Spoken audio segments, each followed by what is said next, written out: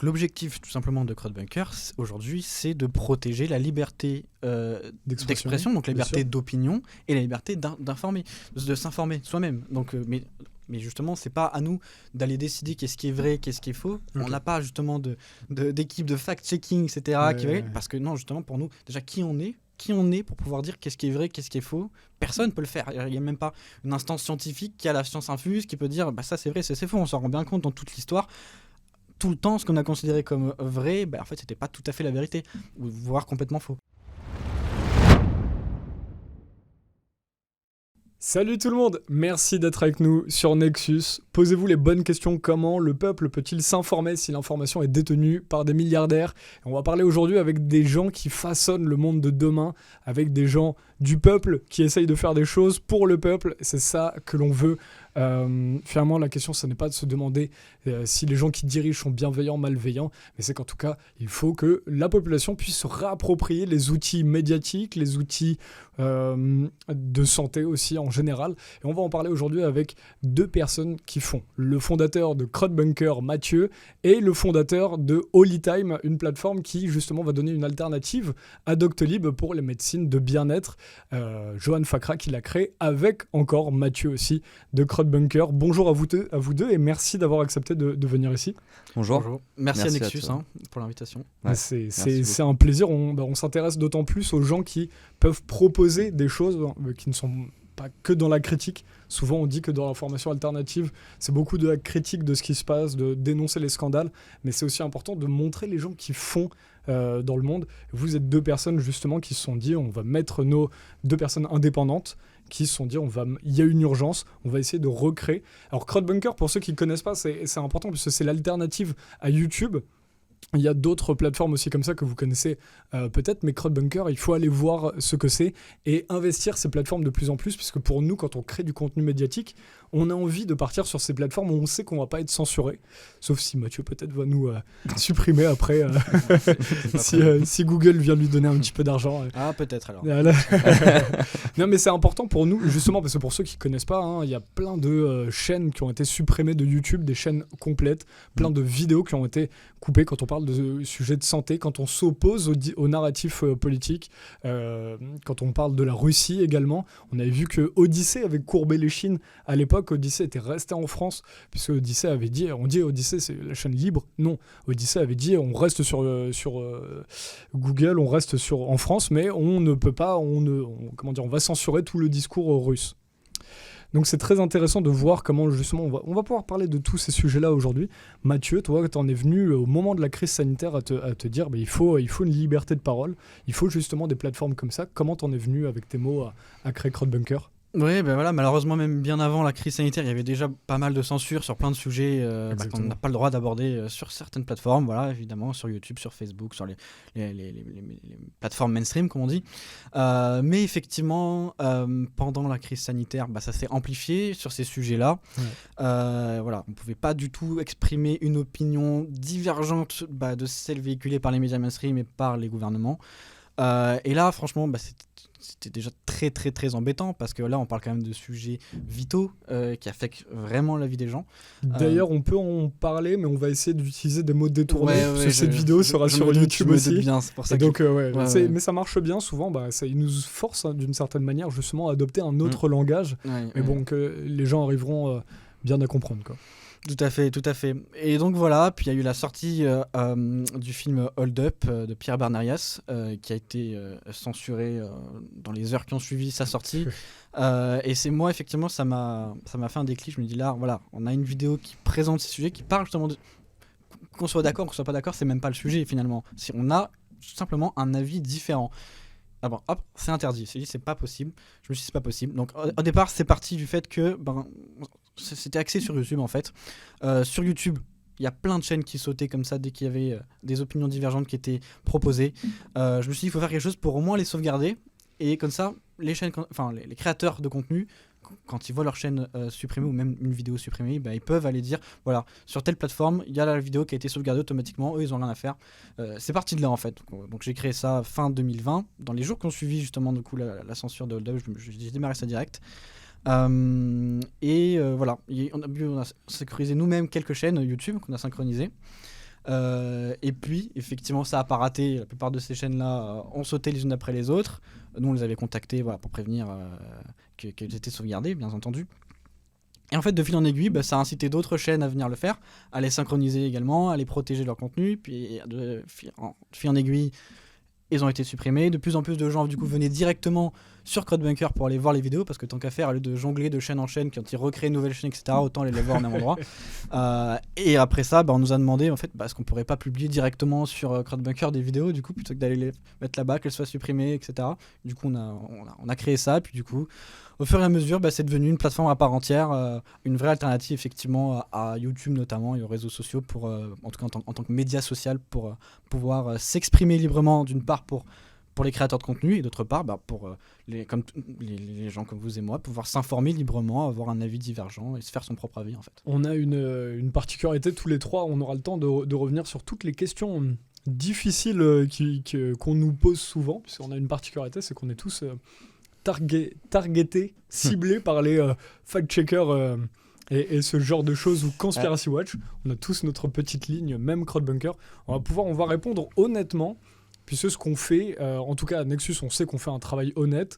Mathieu, on a vu ce que vous avez fait, et puis on sait tous qu'on fait un travail honnête ici, donc on va répondre honnêtement à tout ce qui est dit. Juste avant de pouvoir, je dis ce qui est dit sur Internet, juste avant de parler de ça, Johan, est-ce que tu peux nous présenter Holytime et tes objectifs là-dessus? Donc toi, tu veux créer une plateforme pour regrouper tous les praticiens en santé de bien-être, donc naturopathes, herboristerie, etc. Comment est-ce que tu vois la chose? Après déjà, moi je suis pas le créateur de Holytime, on l'a fait tous les deux, c'est un projet qu'on a vraiment lancé à deux avec Mathieu. Cofondateur. On est tous les deux cofondateurs, ouais. En fait, moi à la base, ça fait depuis 2006-2007 que je suis assez actif, notamment sur Facebook, mais sur les réseaux sociaux de manière générale. Donc toi, tu t'es pas réveillé avec la crise sanitaire? Toi, t'étais là déjà 15 ans avant la crise sanitaire? Non, et puis on peut dire que je l'avais même vu arriver, donc voilà. En fait, j'essaie de pas trop raconter ma vie non plus, mais en 2003 j'ai eu un cancer, j'ai fait une chimiothérapie à l'époque, et il y a plein de choses qui je trouvais totalement aberrantes et que je ne comprenais pas, donc j'ai eu envie d'investiguer, c'est de comprendre comment fonctionnait le monde de la santé. Et de fil en aiguille, je me suis vite rendu compte que tout était interconnecté, et qu'au final j'ai un peu réuni les pièces du puzzle, même si je pense qu'il faudrait toute une vie pour tout comprendre, mais donc j'ai pas la prétention de dire que j'ai tout compris, mais voilà, en tout cas ça m'a donné envie de dénoncer un petit peu ce qui se passait, de faire prendre conscience aux gens, parce que c'est vrai que la plupart des gens n'ont pas idée à quel point ce système peut être complètement pourri jusqu'à la moelle. Et voilà, donc pendant des années j'ai voulu le dénoncer, et voilà, et en fait après en 2015 j'avais créé un blog. Donc avant je faisais directement sur les réseaux sociaux. En 2015 j'ai voulu créer un blog où j'ai commencé à écrire pas mal d'articles, et qui étaient pas mal suivis parce que j'étais quand même assez bien présent sur les réseaux sociaux, notamment sur Facebook. Et puis de fil en aiguille j'ai voulu créer une plateforme à l'époque, une sorte de média alternatif sur lequel chacun pouvait venir écrire des articles, et en fait ceux qui ont une audience sur les réseaux sociaux pouvaient venir sur cette plateforme pour sélectionner les contenus qu'ils voulaient partager à leur audience. Et à l'époque, j'avais mis de la publicité sur ces sites, et donc il y avait des revenus, et les revenus, ils étaient partagés. Donc ça permettait à ceux qui avaient une audience sur les réseaux sociaux de la monétiser, et ceux qui avaient des choses à dire, de pouvoir atteindre un maximum de monde. Donc ça marchait très bien, jusqu'à ce que fin 2018, un journaliste du Monde a écrit un article. Les décodeurs. Les décodeurs du monde, c'est ces fact-checkers qui se prétendent fact-checkers pour remettre la vérité au centre du débat. Le ministère de la vérité. On se rend compte que c'est plus un ministère de la vérité. Ouais. Et donc, ils ont cité mon nom, parce que jusqu'à présent, j'avais jamais montré ni ma tête, ni mon nom. Enfin, moi, j'étais en mode anonyme, ça m'allait très bien comme ça. Et donc... t'étais anonyme vraiment jusqu'à 2018. Du coup, t'as fait 12 ans de combat. Ouais, je m'appelais à l'improviste. Pour ceux qui te connaissaient d'avant. Voilà. Et j'avais créé une page au tout début qui s'appelait On sait ce qu'on veut qu'on sache, pour faire simple. Voilà. Donc non, ce nom c'était rigolo, c'était une blague à un mariage. Et là, comment t'en viens à créer Holytime justement? Comment est-ce que ça se... en fait... toi, donc à la base, t'es plutôt... t'es un professionnel des médias comme nous, tu es quelqu'un qui a animé de nombreux centres d'information justement, et donc t'étais à Quartier Libre C'est ça, avant. c'est pendant le Covid en fait. Suite à l'article du Monde, moi pendant un an, je me suis un peu retiré de tout ça. J'ai un peu décroché un petit peu de tout ça. Et puis quand le Covid est arrivé, je me suis dit là, je peux pas rester sans rien dire. Ok. Donc j'ai commencé, là du coup, j'avais plus à me cacher puisque de toute façon, voilà, le Monde m'avait affiché publiquement. Donc j'ai montré ma tête, j'ai commencé à faire des vidéos, et puis j'ai créé Quartier Libre. Quartier Libre, c'est un média en fait alternatif sur lequel on faisait beaucoup d'émissions en live et on invitait. Déjà, moi, je voulais pouvoir m'exprimer, dire un peu ce que je pensais de tout ça, et puis surtout, je voulais donner la parole à des gens qui avaient plus de crédit que moi pour le faire, des médecins, voilà. J'ai eu Louis Fouché, par exemple, sur Quartier Libre. Il y a eu pas mal de beaux mondes qui sont passés sur Quartier Libre. Et voilà. Et ensuite, le temps a passé et fin 2022, Doctolib a annoncé qu'ils allaient retirer un petit peu la plupart des praticiens dans la santé naturelle de leur plateforme. C'est vrai, on avait oublié ça. Ouais. Donc c'est au moment de donc il y a cette annonce fin 2022 de dire on va commencer à limiter qui rentre. Alors c'est très clairement, c'était dit sur les ils médecins. annonçaient qu'il y avait, je sais plus, 4700 ou 5700 praticiens qui étaient retirés de la plateforme du jour au lendemain. Et moi, ça faisait longtemps parce que voilà, la santé, c'est quand même un sujet qui m'intéresse beaucoup. Parce que j'ai eu des problèmes de santé plus jeune, comme beaucoup de gens qui ont eu des problèmes de santé. Donc moi, c'est un sujet qui me parlait beaucoup et j'avais envie de faire quelque chose autour de ça. Et donc ça faisait un petit moment que je réfléchissais justement à une plateforme comme ça qui soit vraiment dédiée à la santé naturelle. Et donc quand il y a eu cette annonce, pour moi, ça a été un peu le déclencheur. Mais avec Mathieu, d'ailleurs, avant ça, quand Mathieu a lancé CrowdBunker, moi à l'époque j'étais en train de travailler sur une plateforme à peu près équivalente, c'est-à-dire qui permettait de sauvegarder ses chaînes YouTube, parce que moi le premier, je m'étais fait censurer sur YouTube. Quartier Libre, on avait 75 000 abonnés, du jour au lendemain la chaîne a sauté. Je pense que tous les médias alternatifs ont cette particularité d'avoir vu des vidéos sorties. Et c'est un peu une forme de baptême quand tu es journaliste indépendant, c'est de se dire t'as forcément un moment où t'arrives le matin, tu ouvres Facebook et puis tu vois vous vous êtes fait censurer. Personnellement, je me suis fait censurer sur YouTube, Facebook, Twitter. Il y a le shadow banning, le fameux où tu comprends pas pourquoi des fois un contenu que tu fais. Sur Facebook et YouTube aussi, il y a énormément de shadow banning. Sur YouTube et Facebook aussi, il y a énormément de shadow banning. Probablement, sur YouTube aussi. Sur Facebook, j'ai inauguré la censure assez tôt. En 2009, je me suis fait fermer ma première page. J'avais créé un mois plus tôt, j'avais 11 000 abonnés. À quel moment ? En 2009. En 2009, c'est probablement le premier média indépendant à subir ça. Alors qu'il y avait d'autres chaînes qui tenaient sur la durée, qui avaient 100, 200 000 abonnés, ils se faisaient jamais censurer. Alors moi je comprenais pas pourquoi ils s'acharnaient contre moi. Et ce qui me fascine, c'est que souvent on peut lire, par exemple, alors pas pour CrowdBunker, je sais plus pour quelle plateforme, je l'avais lu dans le passé, ils vont dire telle plateforme, il y a ils vont cibler une communauté, parfois de l'extrême droite ou ce genre de choses pour ce que ça veut dire. Ils vont cibler une communauté et dire, je crois que c'était sur Rumble que j'avais vu ça, il y a toute cette communauté qui est allée sur Rumble. Oui, mais il y a un moment donné, si vous voulez éviter qu'il y ait une migration comme ça d'une population que vous n'aimez pas, mais arrêtez de censurer, et tout se passera très bien, vous inquiétez pas, et on continuera, comme tu as dit, à débattre. Parce que derrière, moi, il y a des gens, je sais même plus si je suis d'accord ou pas d'accord avec eux, et j'aimerais voir les vidéos qui étaient en question. Il faut pas être d'accord. Moi, je déteste ce truc de la foule où on doit tous penser de la même chose. Mathieu, j'aime bien, il est d'accord avec moi sur ce sujet, donc on va tous penser à la même chose. Ça, c'est vrai. Il faut qu'on puisse avoir accès à tous les contenus. Il y a une grande infantilisation des gens. La population, ils sont pas assez intelligents pour penser par eux-mêmes, donc on leur fournit du prêt à penser. Ils peuvent pas se faire une opinion, c'est trop dangereux pour eux. Et voilà, du coup, on interdit les gens de pouvoir avoir un avis différent. Et en plus, quand ça tourne dans des sujets de science, où normalement le fondement même de la science, c'est par la contradiction. Donc non, c'est une aberration continue. Mais voilà, on les laisse pas faire.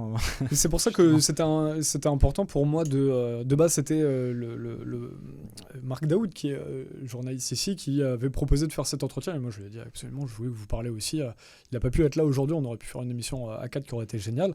Mais c'était important pour moi de parler avec vous, parce que c'est génial de voir des gens qui font justement comme ça, qui ne sont pas juste là à voir le monde qui s'effondre, mais à faire. Et donc alors, au Lead Time, comment est-ce que Tu en viens à créer, comment est-ce que ça se passe? On crée un site internet? Qu'est-ce qui... En fait, moi, ça se fait pas en claquant des doigts. Non, après, c'est surtout un cheminement personnel, c'est-à-dire que j'ai passé plus de 15 ans à dénoncer.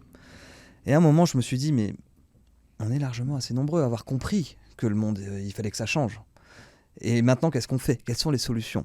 Et j'ai eu un déclic à un moment dans ma tête, il y a 2-3 ans, où je me suis dit, voilà, à partir de maintenant, c'est bien beau de dénoncer, mais j'ai envie d'agir et proposer des solutions. Et voilà. Donc déjà sur Quartier Libre, on va dire sur toute la dernière année sur Quartier Libre, voilà, c'était vraiment ce qui nous animait, c'était d'inviter vraiment des gens qui proposaient des solutions. Ok, ouais. Et déjà cette initiative. voilà. Et c'est dans ce contexte-là, justement, on avait lancé une série d'émissions qui s'appelait On fait quoi maintenant? Cool. Voilà, avec pas mal de monde, avec Jean-Jacques Crèvecoeur, avec Chloé Framery, voilà, on était 5-6 avec Jérémy Mercier aussi. Voilà. Les usual suspects. Ouais. Et on a commencé à faire toute une série d'émissions sur des solutions. Et c'est dans la réflexion justement de ces sujets, etc., que voilà, le sujet de la santé est venu sur le tapis. Et puis voilà, et avec Mathieu, on était pas mal en contact. Donc alors, Holytime, il faut quoi? Il faut créer un site internet? Comment ça se passe dans les faits? Comment tu... Alors, c'est pas si simple que ça, créer un projet comme Holytime, parce que c'est quand même c'est un gros truc, quoi.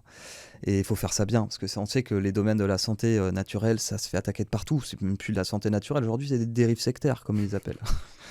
Donc, et puis comme on a vu comment Thierry Casasnovas, par exemple, s'est fait attaquer de partout depuis des années, mais surtout l'an dernier. C'était un animateur d'une chaîne YouTube qui, justement, lui-même s'était guéri avec en reprenant sa nutrition en main, et qui a été attaqué pour dérive sectaire pour les régimes qu'il prodiguait sur sa chaîne YouTube, qui en réalité, c'est toujours la même. C'était ce que tu disais sur la responsabilisation.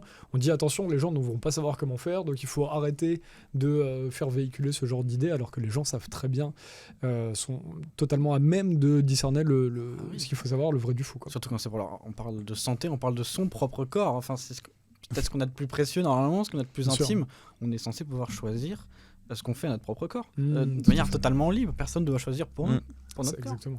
Et donc voilà, dans ce constat-là, moi c'est un constat que je fais depuis des années, depuis très longtemps. Ça fait plus de 20 ans que je fais ce constat. C'est que les gens, en fait, ont décidé, consciemment ou non, en tout cas on a été conditionnés depuis la naissance pour déléguer sa propre santé à des experts, au final, de la maladie. Parce que ce système de santé allopathique, au final, c'est des experts de la maladie. Ils sont là pour se traiter les symptômes et pas pour essayer de comprendre les causes. Et donc moi, ce constat, ça faisait un moment que je l'avais fait. Et dans cette recherche de solutions par rapport à ça, je me suis dit, il faudrait qu'on crée une plateforme qui contribue à amener les gens vers l'autonomie, à s'intéresser à leur santé, à essayer de comprendre pourquoi ils ont ce qu'ils ont, les problèmes de santé qu'ils ont, etc. Et aussi à faire de la prévention, etc. Mais tout ça, ça demande de la responsabilisation. Et arrêter de déléguer ça à des gens qui, au final, ne sont pas du tout là pour ton bien. Ils sont là pour le profit. Parce que tout ce qui est santé allopathique, je pense que c'est pas un secret que c'est des sociétés privées. Et toute société privée est là pour faire du profit. Et malheureusement, comme dit la fameuse expression, un patient guéri, c'est un client perdu. Et voilà. Donc, je pense que c'est vraiment nécessaire à ce qu'un maximum de monde s'intéresse à leur santé. Et Holytime, au final, c'est une plateforme de l'autonomie. C'est une plateforme qui a pour vocation à amener les gens vers cette autonomie en matière de santé. Donc, dans un premier temps, ça passe par des praticiens qui sont référencés sur la plateforme. Et donc, la plateforme permet à n'importe qui, en fait, de venir découvrir ces praticiens et prendre rendez-vous dans tous les domaines de la santé naturelle. C'est vraiment une plateforme qui est ouverte à tout le monde. Donc tous les praticiens de santé naturelle peuvent venir sur Holytime pour avoir une certaine visibilité, c'est ça. Pour se faire connaître exactement sur leur territoire géographique. C'est dans toute la France, Holytime. C'est une plateforme, alors d'où le nom, hein. Holytime, ça vient de Holy comme holistique et time comme, donc en gros ton moment holistique. Holistique qui veut dire que ça touche à tous les domaines en même temps et pas juste... holistique, ça veut dire que ça prend vraiment le problème dans tous ses aspects. Exactement. Voilà. Et c'est le principe de la plupart de ces pratiques naturelles, c'est de ne pas s'intéresser que aux symptômes, mais c'est vraiment de s'intéresser à quelles peuvent être les causes. Ça peut aller très loin, hein. Ça peut être sur l'enfant, ça peut être émotionnel, ça peut être un traumatisme vécu pendant l'enfance qui va générer des choses. Voilà, c'est vraiment s'intéresser à tous ces aspects-là. Après, il y a différentes pratiques qui s'intéressent à différentes choses, mais voilà, c'est en tout cas de proposer une plateforme sur laquelle tous ces gens-là puissent venir mettre en avant leurs compétences pour pouvoir aider les gens. Voilà. Et pas qu'en France, du coup. Hein. Et pas qu'en France, oui, j'avais oublié de continuer là-dessus. Only Time, pas qu'en France. Pour l'instant, on est dans 5 pays francophones, donc la France, la Belgique, le Luxembourg, la Suisse et le Québec. Et ça va s'étendre dans les prochains mois au reste de l'Europe et du Canada.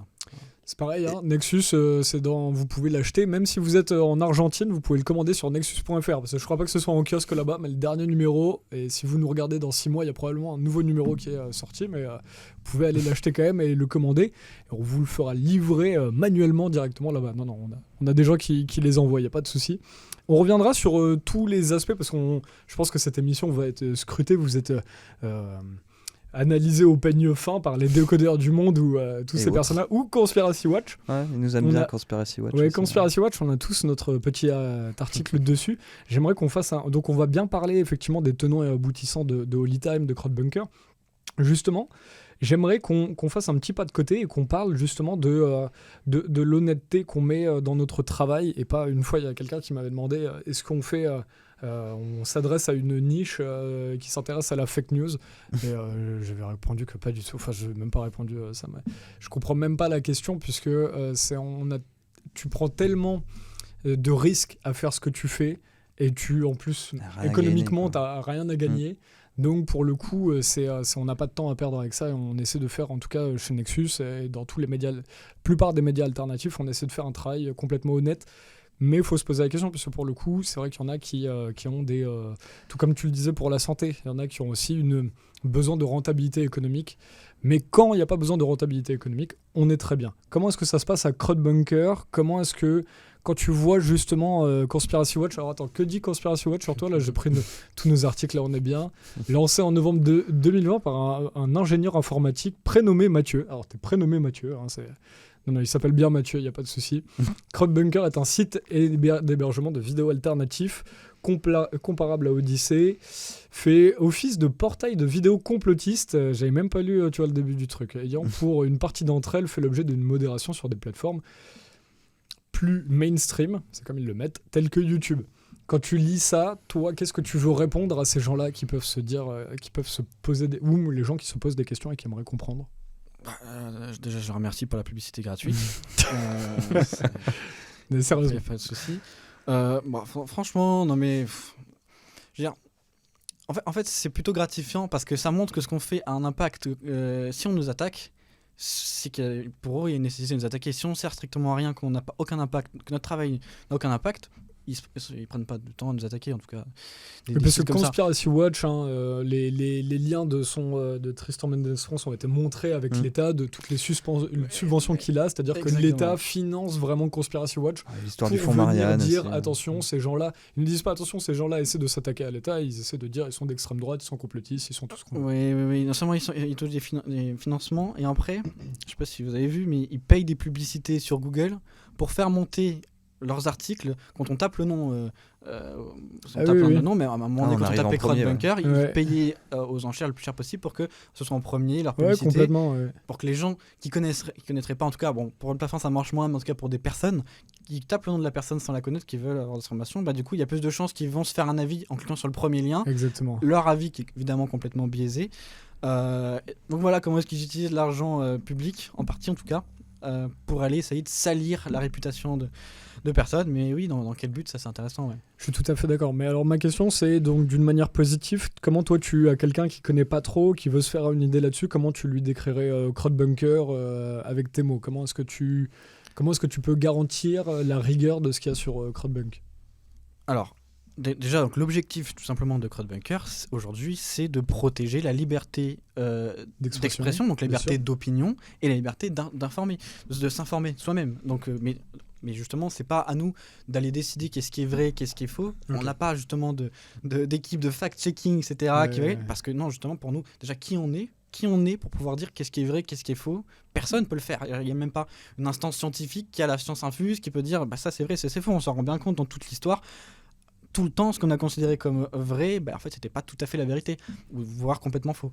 Donc non, nous, ce qu'on veut, c'est garantir que chacun puisse exprimer son opinion dans le cadre quand même de la légalité. Mais il y a quand même un écart énorme entre la loi et ce que les community guidelines, comme ils disent, de certaines plateformes où juste ils censurent des opinions, donc c'est des opinions tout à fait légales. Non, nous, on se contente de rester dans le cadre de la loi, et donc n'importe qui peut exprimer son opinion, même s'il s'avère que la personne dit quelque chose de faux, il a quand même le droit de dire quelque chose que lui pense vrai ou pas, mais voilà, il peut s'exprimer librement sur Cloud Bunker. C'est ça l'objectif. C'est-à-dire que si on s'autorisait à voir le problème à l'inverse et à dire YouTube censure les contenus que Google n'aime pas, toi, si on te disait demain tu as un contenu que tu répugnes, qui n'est pas du tout dans tes valeurs personnellement, toi Mathieu, jamais de la vie tu ne le censurerais. Déjà, moi, c'est pas moi qui gère la modération sur la plateforme, donc déjà, ça règle le problème. Mais après, non, justement, c'est pas l'objectif. Il n'y a pas de censure d'opinion. Voilà, on a des règles assez basiques, hein, donc c'est la loi. On peut pas, c'est vrai, on n'autorise pas à prendre de la pornographie. C'est pas illégal, mais on l'autorise pas. Il y a des choses comme ça. C'est évident. Si on fait une vidéo pour appeler au meurtre, pour le coup, c'est illégal. Si on publie des films, quelqu'un publie des films illégaux, pour des téléchargements de films, simplement, on le propose pas, simplement, c'est pas le but. Voilà, il y a des règles de base. Maintenant, tu veux exprimer ton opinion sur n'importe quel sujet, qu'elle me plaise à moi ou pas, t'auras le droit de le faire, évidemment, et heureusement. Oui, CrowdBunker, au final, c'est un outil informatique. C'est pas des gens qui décident, tiens, ce contenu, je vais le mettre en avant ou pas. Et d'ailleurs, on avait eu le débat par rapport à la première vidéo qu'on avait fait de présentation de l'e-time, où justement, je disais à Mathieu, vas-y, on l'a mis en avant sur CrowdBunker, là. Et puis il était non. non, justement, on fait pas ça. Évidemment, voilà, c'est tout le monde à égalité. Et c'est les gens, surtout, qui font monter les vidéos. Là, on a un système actuellement où c'est les gens, ils votent. On appelle un vote de pertinence. Ils trouvent est-ce que ce contenu est pertinent et devrait être plus mis en avant, ou au contraire c'est un contenu qui n'est pas pertinent, et donc il y a un calcul avec les votes et le temps pour faire monter ou pas les vidéos dans les propositions aux gens. C'est hyper intéressant quand tu parles de la légalité, puisque pour le coup on a vu qu'il y a beaucoup d'avis, notamment sur les sujets de la crise sanitaire, des guerres, aussi les guerres russo-ukrainiennes, hein, on peut le dire. On sait même plus ce qu'on peut dire ou pas là, sur YouTube. Donc, mais en fait, ces contenus-là, et donc on l'a vu sur d'autres sujets qui peuvent concerner très bien le Moyen-Orient aujourd'hui, en fait, ils essaient de faire passer les propos, les connaissances, les médias pour quelque chose d'illégal. Ils essaient de faire passer tel propos pour quelque chose d'illégal. On a vu Étienne Chouard être en garde à vue pour certains propos. On a vu Éric Morillo être en garde à vue pour avoir reçu Étienne Chouard, c'est-à-dire qu'en tant que média, toi tu avais ta chaîne aussi, en tant que média, on risque d'être en garde à vue si on tient un propos qui ne plaît pas. Donc c'est-à-dire que c'est intéressant que tu rappelles l'élément de légalité, puisque en fait, qu'est-ce qui est légal ou pas ? Parce qu'il y a des sujets, moi j'aime bien entendre les gens qui peuvent avoir des avis complètement différents du mien. Mais c'est ce qui fait la richesse de tout débat en fait. Mais complètement. Mais c'est tout. Mais en fait c'est la même chose que comme il y a des livres que tu vas avoir du mal à ouvrir dans le métro, puisqu'on va te dire tiens tu lis Tu lis Mein Kampf, pourquoi ? Bah oui, mais comment est-ce que je peux savoir ce que je n'aime pas si je le lis pas ? Donc et puis c'est indispensable à une démocratie, par principe. Pour que le peuple puisse se faire une opinion, il faut qu'il ait tous les éléments pour se faire sa propre opinion et pouvoir ainsi voter, etc. Donc, mais ça démontre bien qu'ils ne veulent pas que le peuple se fasse une opinion. Ils veulent juste que le peuple soit en raccord avec leur opinion. Et d'ailleurs, il suffit de lire les community guidelines de YouTube qui ont soi-disant reçu un prix de la liberté d'expression. Là, ça m'a fait mourir de rire, ça. Pardon.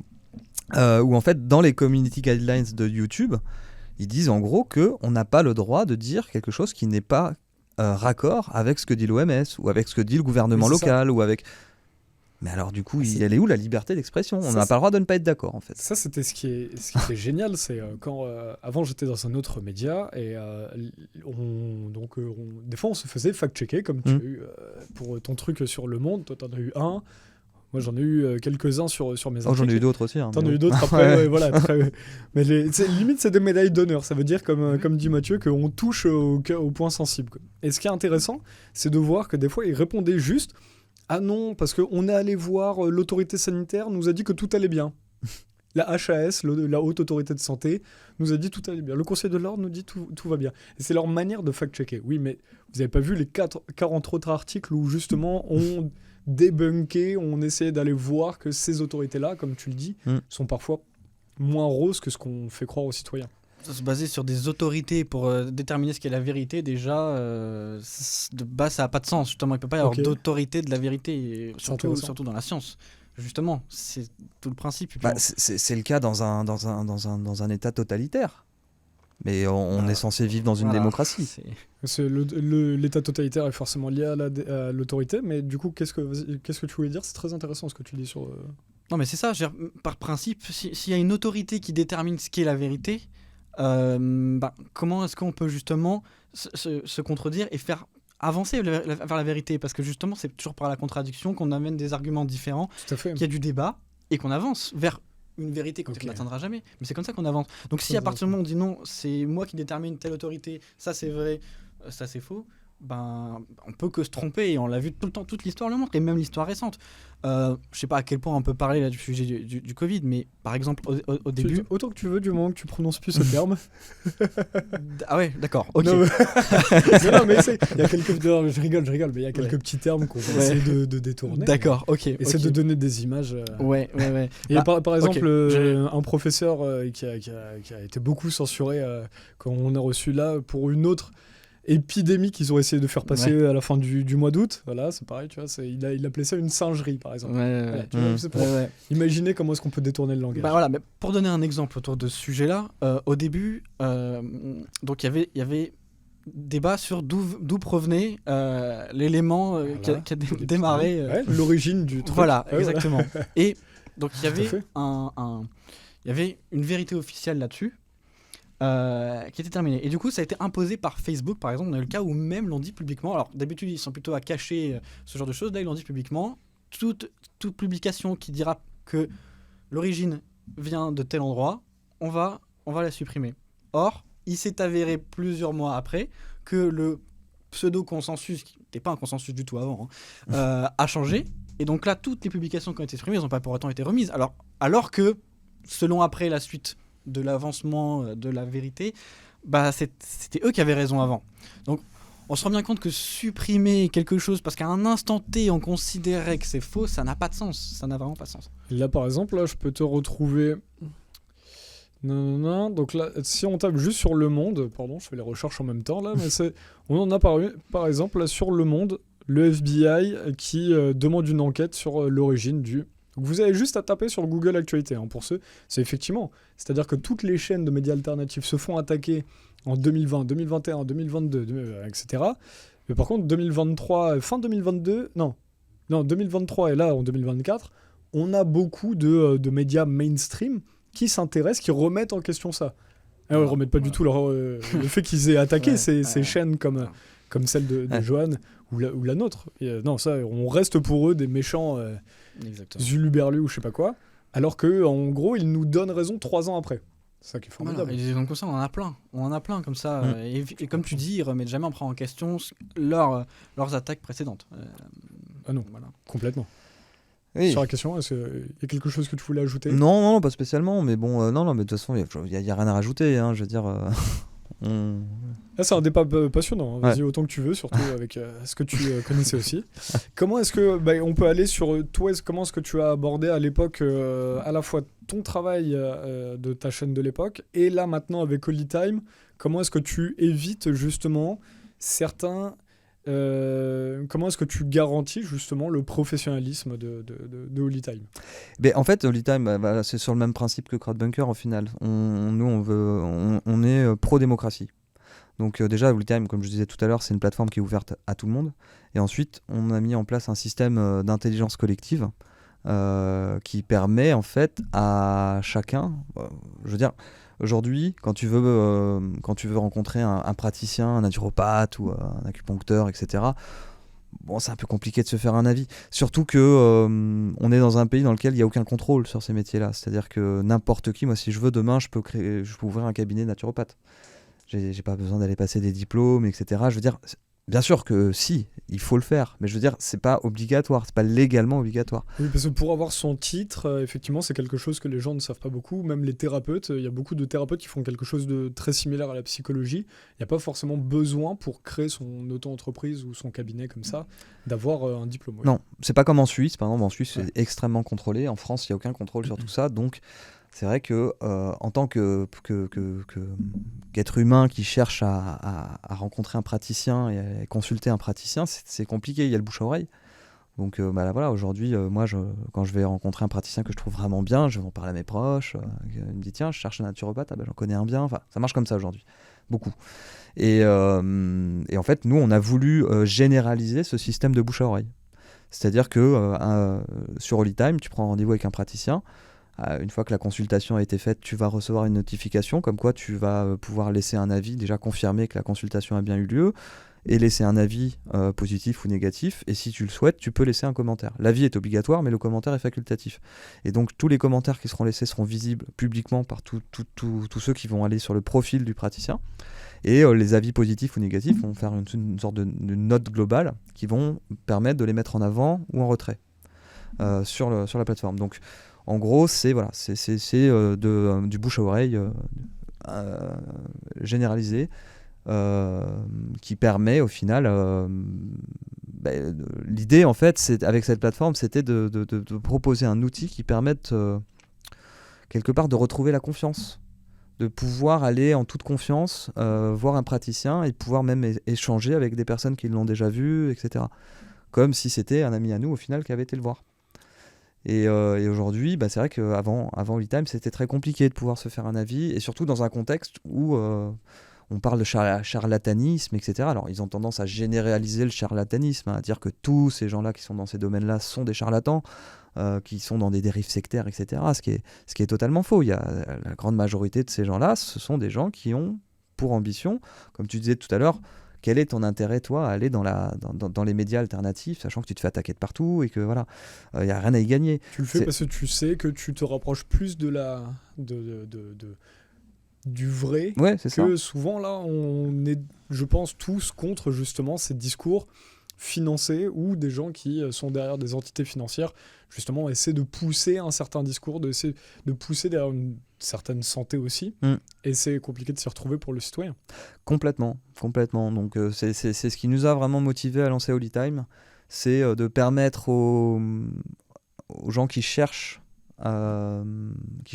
des praticiens dans la santé naturelle et dans le bien-être, parce qu'on parle beaucoup de santé naturelle, mais c'est aussi le bien-être. Il y a aussi des professeurs de yoga, il y a aussi... voilà. Ça va vraiment sur tous les métiers du bien-être et de la santé naturelle, de pouvoir le faire en toute confiance. C'est pas que des thérapeutes, ça peut être des praticiens enfin pas des praticiens, mais des coachs de Qigong. Oui, ça peut être aussi des médiums, des magnétiseurs. Ça peut être... Une centaine de pratiques, d'ailleurs. Ouais. Pardon ? Des centaines de pratiques différentes. Ouais. Et puis très large. On parle de ça, enfin je veux dire, quand tu regardes le dernier rapport de la Miviludes, tous ces gens-là, ce sont des dérives sectaires, etc. C'est souvent des gens qui veulent... La Miviludes, il faut rappeler ce que c'est. Ouais, alors la Miviludes, c'est un organisme étatique qui au final...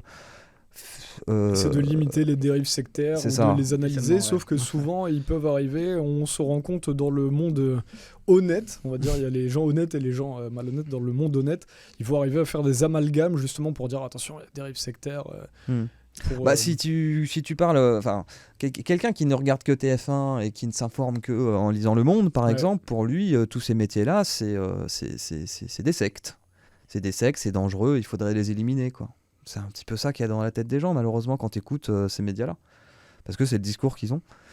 Et alors que pour la plupart de ces pratiques, pas toutes, mais beaucoup de ces pratiques, comme je parlais par exemple de médecine ayurvédique, de l'acupuncture, la médecine chinoise, mais c'est des médecines qui ont des milliers d'années. Alors qu'on est dans un monde, justement, là maintenant, exactement, où on remplace toutes ces pratiques millénaires où on se soignait très bien avant, en disant, mais les gens vont pas être capables. Moi, je l'ai vu pour l'herboristerie, ça me fascinait. Il y avait des herboristes jusqu'aux années 40.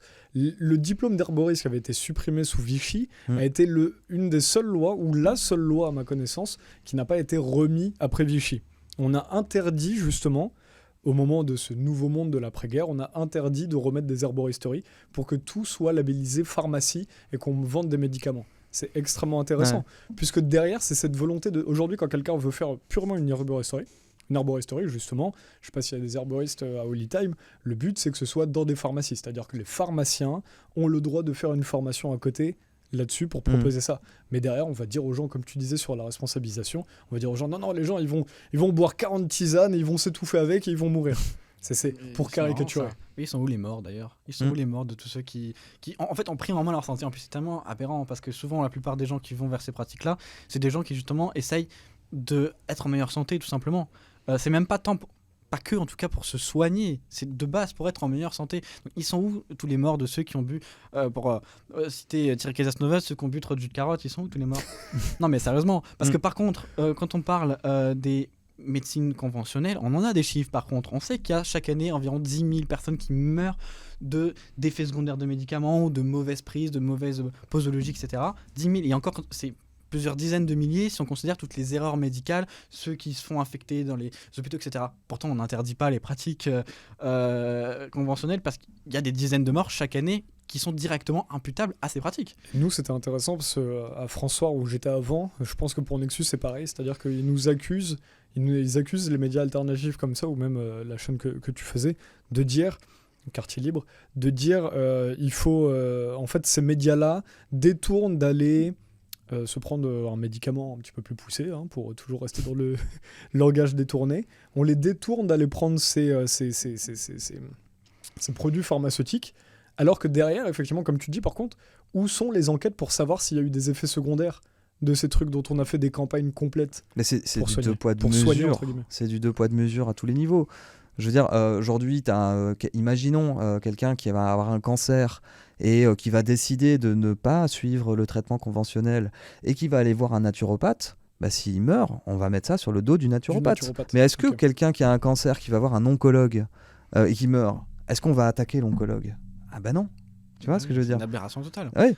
Et puis même le simple fait, là, ce que tu viens de dire, que on vous accuse d'influencer les gens à ne pas utiliser, c'est tellement insultant de leur part pour les gens, parce que ça veut dire, en fait, la traduction, c'est les gens, vous êtes débiles, vous êtes influençables, vous ne pouvez pas vous faire votre propre avis, on ne pouvait pas avoir des avis divergents et décider pour vous ce que vous voulez. C'est quand même grave, c'est quand même vraiment insultant et méprisant pour les gens. Moi, j'ai découvert ça il n'y a pas longtemps avec... on parlait d'aller en Inde tout à l'heure. Pour aller en Inde, il faut se faire plusieurs... je ne sais même plus si on a le droit de prononcer le nom, mais les gens auront compris. Et du coup, tu dois en faire pas mal, pas obligatoire. Ils sont pas obligatoires. Mais c'est conseillé. Ouais. Ah, mais t'en as une bonne dizaine qui est conseillée, quoi. Recommandé. Ouais. Alors, d'ailleurs, je suis étonné que ce soit pas plus accessible financièrement, vu comment ils essaient, parce que ça coûte une blinde en plus, si tu dois les faire. Ah ouais, c'est à base de 100 euros. C'est pas remboursé par la Sécu? 100 euros le... non, pas remboursé. Non. Ah bon. Et il y en a où j'ai découvert que c'était... Parce que j'arrivais pas à savoir... Est-ce que c'est... Quand tu vas dans un pays comme ça où l'hygiène, c'est quand même compliqué, oui. Moi, j'ai adoré l'Inde, mais l'hygiène... Il faut pas avoir de mal à avoir des poubelles partout. Désolé s'il y a des Indiens qui nous écoutent, j'adore le pays. Je suis indien, moi, mais... voilà. Tu confirmes, tu aurais été allé au Kerala il y a un moment. Mais donc... tout ça pour dire, donc j'arrivais pas à savoir, est-ce que c'était recommandé, est-ce que c'était, à quelle mesure c'était recommandé? Est-ce que tu prenais un gros risque? Par exemple, j'avais même pas fait la rage, mais j'ai failli me faire attaquer par des chiens, par exemple, à 2h du mat, et éviter d'être dans l'orage à ce temps. C'est pas bon. Mais du coup, ce qui est intéressant, c'était de voir qu'il y en avait où la médecin me dit, ah non, mais il faut faire celui-là, parce que si tu fais celui-là, si tu restes 2 mois, parce qu'au bout d'1 mois, tu commences à reprendre tes mauvaises habitudes. C'est-à-dire à boire de l'eau, etc. Et c'est là où j'ai compris, ok, c'est pas vraiment recommandé, quoi. C'est recommandé, effectivement, si tu sais pas te comporter en adulte. Effectivement, quand tu bois de l'eau française, t'évites de boire l'eau en Inde. Si tu y restes 2 mois, t'essaies d'être discipliné pendant 2 mois, mais donc ça rejoint ce que tu dis. C'est-à-dire, on va te le recommander parce qu'on te juge pas capable de tenir un comportement pendant 3 mois, quoi. Bah voilà, entre autres. Puis même, tout de manière globale, il est fait pour nous faire consommer un maximum de ces produits. C'est un business peut-être le plus efficace aujourd'hui parce qu'il a un avantage qu'aucun autre business a, c'est que justement c'est pour ta santé, c'est pour ton bien, donc on peut te vendre n'importe quoi. Les gens se posent même pas la question en plus, qu'on a tellement habitué à avoir délégué toute notre enfance ça. Si quelqu'un en blouse blanche nous dit il faut que tu prennes ça, on réfléchit même pas. Enfin, en tout cas, heureusement de moins en moins. Je mais vois ce que tu veux dire. Ouais. Voilà. Mais au-delà de ça, ils utilisent la peur beaucoup. Moi, je vois ma mère qui a eu un cancer quand elle a commencé à parler à son oncologue en lui disant oui, moi mon fils me parle d'alternatives, etc. Elle lui faisait croire qu'elle allait mourir si elle ne suivait pas le traitement qu'elle lui conseillait. Ouais. Non mais c'est quand même hallucinant. Donc ça rejoint ce que tu disais tout à l'heure, on ne remet pas en question l'autre côté. Non, absolument pas. Ça, on n'a jamais remis en question les médecins de PGNI, l'histoire de Erin Brockovich à l'époque. Erin Brockovich, on se Ouais, souvient de cette avocate qui était allée voir justement ces victimes qui avaient développé des cancers puisqu'ils habitaient à côté d'une Oui, usine en ouais. Amérique. Et les médecins disaient aux familles, non, il n'y a rien. Donc ils étaient contaminés par du chrome exaltant, je me souviens plus le Je me terme, souviens plus du exactement. chrome de mais niveau ouais. 6 qui est dans un empoisonnement si on y reste au quotidien. Et les familles disaient, non, mais le médecin nous a dit que c'était bon, mais le médecin Voilà. était payé par l'industrie Ouais. PG&E. Ouais, non, mais c'est toujours deux poids de mesure. Là où sont les intérêts financiers, c'est là où se trouve la vérité, en gros. En tout Exactement. cas, selon eux, quoi. Et comment est-ce que, donc, par exemple, pour Holy Time, comment est-ce que vous faites pour... Est-ce qu'il peut y avoir, donc, question directe, est-ce qu'il peut y avoir effectivement des dérives, on va dire, de certains thérapeutes qui peuvent être, je sais pas, est-ce qu'ils peuvent être mauvais ou conseiller des choses effectivement dangereuses? Quelles sont les limites que vous voyez chez les praticiens? Et sinon, enfin voilà, comment est-ce que vous voyez? Comment est-ce que vous contrôlez ça? Est-ce qu'il y a besoin de contrôler? Bah alors déjà, effectivement, on n'est pas dans leur cabinet, on n'est pas avec eux, on n'est pas à les surveiller, à les contrôler, donc ils font ce qu'ils veulent. Ils exercent leur pratique. C'est libre de Voilà, venir. donc, Ouais. c'est eux qui sont experts dans leur pratique, c'est pas nous qui sommes experts pour eux. Maintenant, effectivement, comme tout le monde, comme il peut y avoir des dérives chez des médecins, chez des chirurgiens, chez tout ce qu'on veut, on en entend parler des fois. Chez voilà, des politiciens, agressions, etc. même. Voilà, c'est des- Ça, ils sont tous parfaits. non. Voilà. Oui, Je peux pas vous pardon. laisser dire. Moi, je dirais pas à dire que là, qu'il y ait plus de dérives, voilà, chez ces praticiens holistiques. Donc, il peut y en avoir évidemment. Maintenant, voilà, si y en a, il y a plusieurs systèmes sur Holytime pour ça. Déjà, un patient, un client peut nous le signaler directement. On va pouvoir regarder, mais tout simplement, il y a ce que parlait Johan tout à l'heure, le bouche à oreille. Il y a le système d'avis. Il y a l'intelligence collective, tout simplement. Nous, on croit beaucoup à ça, de la même manière que pour CodeBunker. C'est-à-dire que les gens, après avoir été une consultation, ils peuvent écrire un avis que tout le monde pourra voir sur le profil du praticien, sur comment ça s'est passé, sur leur opinion, tout simplement, sur la pratique. Donc, forcément, je pense que voilà, s'il y a plusieurs patients qui disent non, mais ça marche pas du tout pour moi, c'est un charlatan, etc. Après, voilà, les gens sont libres de se faire leur propre avis, de lire les avis comme de la même manière que les gens, avant d'acheter un produit sur Internet, généralement, ils lisent des avis. Là, ils pensent faire un avis et puis c'est tout. On se pose la question, effectivement, pour ces thérapeutes, mais on se pose pas la question aussi pour les pharmaciens, par exemple. Désolé pour les pharmaciens qui nous écoutent. Non, j'aime beaucoup les pharmaciens, mais à chaque fois que j'ai demandé des conseils, ils m'ont rendu plus malade qu'autre chose. 3 fois, ça m'est arrivé dans ma vie. Je le referai plus jamais. J'avais confiance, mais c'est intéressant. Non, mais vraiment, j'aime beaucoup les pharmaciens. Je leur jette pas la pierre du tout, mais il y a un problème dans. Mais c'est pas que chez les certains. pharmaciens. Moi, je Non, prends l'exemple t'en parlais- d'un t'en médecin parlais des généraliste. Je veux dire, il y a quelques années, la mère de mon fils, elle était enceinte et elle était tombée malade. Elle avait chopé une bonne grippe et elle avait a priori un staphylocoque doré ou je sais plus quoi. Donc, ce qui n'est pas forcément recommandé pendant une grossesse, apparemment. Donc, on a été voir le médecin, c'est lui qui l'avait diagnostiqué ça en tout cas. Et là, il lui recommande de prendre du Tamiflu. Je lui fais, mais attendez, Tamiflu. Déjà, j'ai lu énormément de choses pas forcément très positives sur ce médicament. Mais en plus, moi, ce que je sais, c'est qu'en plein milieu, écrit en gros dans la notice, c'est ne surtout pas donner aux femmes enceintes. Et là, vous êtes en train de lui donner ça. Et il me tourne son écran en disant, mais qu'est-ce que vous racontez? Le professeur machin truc recommande ce médicament pour les femmes enceintes. Machin. Je fais, ok, d'accord, super. On a été à la pharmacie, on l'a acheté, le médicament, juste parce que j'ai ouvert la notice. Et en gros encart noir au milieu, c'était écrit, ne surtout pas donner aux femmes enceintes. Bon. Je sais pas, ça aurait été un naturopathe qui aurait fait ça, il aurait été en prison. Oui, voilà. Non mais complètement. C'est ce qu'on voit sur le bashing pour Thierry Casasnovas, où il y a même pas, pour le coup, il y a même pas de personnes qui viennent se plaindre. Ouais. Ça, c'est ce qu'on voit en général, même pour les médias alternatifs, ou pour même tous les médecins, aussi médecins généralistes, mais tous les infectiologues qui se sont... Il y a eu une vraie chasse aux sorcières à partir de 2022 sur tous les médecins qui sont venus sur nos médias alternatifs, sur CrowdBunker, qui ont été ensuite convoqués par le Conseil de l'Ordre. Il n'y avait aucune plainte sur eux. Personne. Il y a des plaintes sur des tonnes d'oncologues, comme tu le disais, ou ce genre de choses dans les hôpitaux. Ça, ces médecins-là, il n'y a aucune plainte. Et ils vont être entendus directement par le Conseil national de l'Ordre des médecins ou les conseils départementaux. Ouais, c'est assez intéressant de voir ça. J'ai une petite anecdote rigolote. Moi, j'ai mon médecin traitant qui, lui, il est très, très porté sur tout ce qui est médecine douce, etc. Donc, il est généraliste, lui, à la base. Et il va recommander à certains de ses patients d'aller faire une cure de plasma quinton, d'autres juste d'aller respirer l'air de la mer, l'air iodé, ça va leur faire du bien. Enfin, voilà. Et il a reçu un blâme en 2024, là, pour l'année 2023, parce qu'il faisait partie des médecins qui prescrivaient le moins de médicaments. Il a reçu un blâme pour ça. Mais il proposait d'autres thérapies ou... Oui, il proposait aussi des médicaments quand c'était nécessaire. Mais c'est-à-dire qu'aujourd'hui, je vous Mais donne. il laissait pas le patient sans être soigné. Non, bien sûr que non. Bien sûr que non. Moi, c'est pareil. Une fois, j'avais une maladie pour l'œil. J'avais été surpris de voir qu'il n'y avait pas besoin de médicaments. Le médecin, effectivement, m'avait juste prescrit des techniques naturelles et c'était parti. Et donc voilà, on en est là aujourd'hui. C'est-à-dire qu'en gros, l'ordre des médecins, du coup, est-ce qu'ils sont là pour notre bonne santé ou pour la bonne santé des comptes bancaires des labos ? Vous voyez ce que je veux dire ? C'est plus l'ordre des laboratoires. Ouais. Voilà.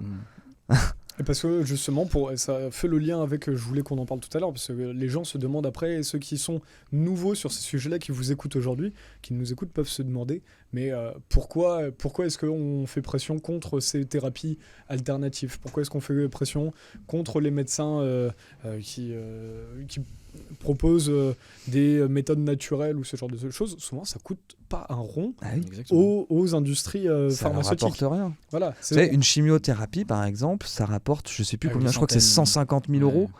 Moi, je me souviens, parce que moi j'ai fait 6 mois de chimio quand j'avais 23 ans, je en parlais tout à l'heure. Je me souviens que la nuit d'hospitalisation était à 1600 et quelques euros à l'époque, c'était en 2003. Donc ça doit être encore peut-être 2-3 fois plus cher aujourd'hui, j'imagine. Mais 1600, et j'ai dû y passer peut-être 30 jours en tout à l'hôpital. Donc je vous laisse faire le calcul. Et à ça se rajoutent aussi les produits, les fioles de chimiothérapie, etc. Donc je pense que quelqu'un qui fait 6 mois de chimiothérapie, c'est plusieurs centaines de milliers d'euros dans leur poche, quoi. Okay, wow. Donc forcément, quand tu as des Thierry Casasnovas ou des gens qui prônent la santé naturelle, ils disent pas n'allez pas faire votre chimio. Mais par contre, ils disent ayez une bonne hygiène de vie et améliorez votre capacité d'adaptation, ayez un bon terrain. Donc forcément, ces gens qui suivent ces conseils, ils ont beaucoup moins de chances d'attraper un cancer. Ils ont beaucoup moins de chances de tomber malade, donc de rapporter des millions, des milliards à ces industries. Dans un système capitaliste aussi, de la manière dont il est fait aujourd'hui, c'est normal, tu parlais de démocratie tout à l'heure, c'est normal qu'on se demande si certains parfois font passer leurs finances avant la santé des gens, pour une entreprise de la santé. C'est évident, mais bien sûr. Je comprends pas. C'est pas évident pour tout le monde, visiblement, aujourd'hui. Mais c'est ça qui est quand même... Moi, c'est quelque chose que je comprends pas, parce que ça, les gens arrivent bien à le concevoir dans plein d'industries. Ils arrivent bien à le concevoir, je sais pas, dans l'industrie du pétrole, etc., l'industrie de l'armement, par exemple. C'est très... Les gens qui sont derrière ces trucs, ils savent d'ailleurs qu'ils font des produits qui vont entraîner la mort de personnes. Voilà, ça, les gens arrivent très bien à le concevoir. Alors pourquoi est-ce que dans d'autres industries comme l'industrie pharmaceutique, les gens pensent que c'est des saints qui sont à la tête de ces entreprises ? C'est un peu ça, Pourquoi ? Alors que maintenant, il y a un exemple. Je donne un exemple, voilà, je vais le redonner. Il y a eu une interview de Marc Simoncini. Marc Simoncini, c'est l'entrepreneur qui avait fondé à l'époque Mythic. Il a fondé d'autres entreprises. Dans une interview, il a révélé que quelques années auparavant, il était allé voir des laboratoires, un laboratoire en particulier français, dont il n'a pas cité le nom, pour proposer en fait, de financer une étude qu'il voulait faire pour améliorer la santé des enfants. Donc, je ne sais plus exactement le détail de ce qu'il voulait faire, mais je crois que c'était à base de vitamines, etc. Il est allé voir le patron d'un grand laboratoire français et il lui a proposé de financer ça. Et ce qui est très intéressant, c'est qu'est-ce qu'a répondu ce patron ? Il lui a dit « Mais quel intérêt est-ce que j'aurais à financer quelque chose qui va permettre aux enfants d'être en meilleure santé si moi ça me rapporte de l'argent quand justement ils sont en mauvaise santé ?» Il lui a dit ça texto. Et dans ça, l'interview, elle peut être retrouvée sur internet, elle n'a même pas été censurée. Donc, je veux dire, c'est une évidence. Ce sont des gens comme tout le monde. Il y a des gens bien et des gens moins bien, comme partout dans le monde. Et donc, qui sont aussi à la tête de ces entreprises. Ça leur rapporte des milliards. On parle quand même d'une des industries les plus rentables au monde. L'industrie pharmaceutique, c'est la première ou deuxième. C'est dans le top 2 mondial des industries au monde. Voilà, donc non, désolé pour ceux qui vivent voilà, désolé pour ceux qui vivent sur une autre planète, qui vivent dans le monde des bisounours, mais non, il y a bien des personnes qui font passer leurs profits bien avant la santé des gens, et au contraire, ils sont même prêts, il faut le dire, à nuire pour certains, si ça peut leur apporter de l'argent. Mais ce qui ne veut pas dire que... C'est pas du complotisme, ça. C'est normal qu'il y ait ce type d'intérêt chez des personnes quand il y a un business, Enfin, les criminels, il y en a plein partout. Pourquoi est-ce qu'on veut bien accepter qu'il y a des criminels partout, mais pas dans cette industrie ? Pourquoi ? Il y a une sélection à l'entrée, je sais pas. Et puis il faut arrêter avec ce terme de complotisme. Je veux dire, le complotisme, il y en a, je veux dire, avec la mère de mon fils, quand on complote dans son dos pour organiser son anniversaire, on complote. Voilà, des complots, il y en a partout, il y en a toujours eu, il y en aura toujours. Là, je sais pas, à écouter le ministère de la pensée, là, à écouter les grands médias, le gouvernement, c'est à croire que le complot n'a jamais existé, quoi, et qu'il n'existera jamais. Non, mais il faut arrêter avec ça. C'est n'importe quoi. Bien sûr qu'il y a des complots partout, et des petits, des moyens, des grands. Alors il y en a qui dénoncent des complots qui sont peut-être fictifs, mais ça veut pas dire qu'il y en a pas. Voilà. Comment vous vous retrouvez dans ce terme? C'est intéressant parce que j'arrive jamais à me situer, parce que je préfère effectivement... ça paraît normal juste de dénoncer ou de chercher les scandales. Souvent on tombe, entre guillemets, ce qu'ils appellent complotisme, c'est quand on n'a pas les preuves pour parler de choses. Sauf que derrière, quand ils refusent de faire des enquêtes après des campagnes de santé nationale, c'est étonnant. Pourquoi est-ce qu'on n'a pas... Comment est-ce qu'on peut travailler sans enquête, s'ils ne font pas les enquêtes de leur côté avec les hôpitaux? Et par exemple, même que ce soit l'industrie pharmaceutique ou toutes les industries essaient d'influencer les politiques, quand ça va trop loin et qu'il y a des ententes, il y a l'affaire de Martine Denette et Claude Diot qu'on a reçu il n'y a pas longtemps, où ils regardent les ententes entre les politiques et les entreprises qui veulent installer des grandes surfaces. Le procureur a parfois été condamné pour faire des faux. C'est du complotisme, ça? Quand le préfet essaie de ne pas contrôler les grandes surfaces parce qu'il est content de voir, parce que le maire du coin est content de voir une grande surface venir, est-ce que c'est du complotisme ou est-ce que c'est juste tu essayes de comprendre? C'est du business. C'est du business Mais après. oui. Voilà, on est anti-business. C'est le terme. C'est du business, Non, mais on vit dans un monde capitaliste, on vit dans un monde qui est dominé par l'argent. Moi, c'est un truc qui m'a toujours... j'ai toujours trouvé que c'était une aberration. On parle de la santé des gens. La santé des gens. Comment un État qui se dit... dans un pays qui se dit être une démocratie, où un État est censé représenter son peuple, comment, après tout ce temps-là, comment tous ces labos, comment tout ce qui tourne autour de la santé des gens n'a pas été nationalisé? Comment ça ne peut ne pas être du domaine du public, ça? Comment on peut laisser ça, la santé des gens, dans le privé? C'est juste une évidence que le privé il est là pour gagner de l'argent. Ça devrait appartenir à l'État. Mais bien sûr. Si on avait un État qui était vraiment là pour nous représenter, oui. Mais bon, rien que ce que je viens de dire est la preuve qu'il ne nous représente pas. La santé ne devrait pas être privatisée, c'est intéressant comme solution. Bien sûr. Ou alors elle devrait être à l'image de ce qui se fait dans d'autres régions du monde où les choses sont inversées. On va pas mettre en qualité un praticien pour le fait qu'il nous soigne bien, mais au contraire pour le fait qu'on ne soit pas malade. Si on inversait les choses, là aujourd'hui toute l'industrie, plus on est malade, plus elle gagne de l'argent. Ça tombe bien, il y a de plus en plus de gens qui sont malades, de plus en plus de gens en Occident qui ont des maladies chroniques, qui ont des cancers, etc. Ça tombe bien, on va dire.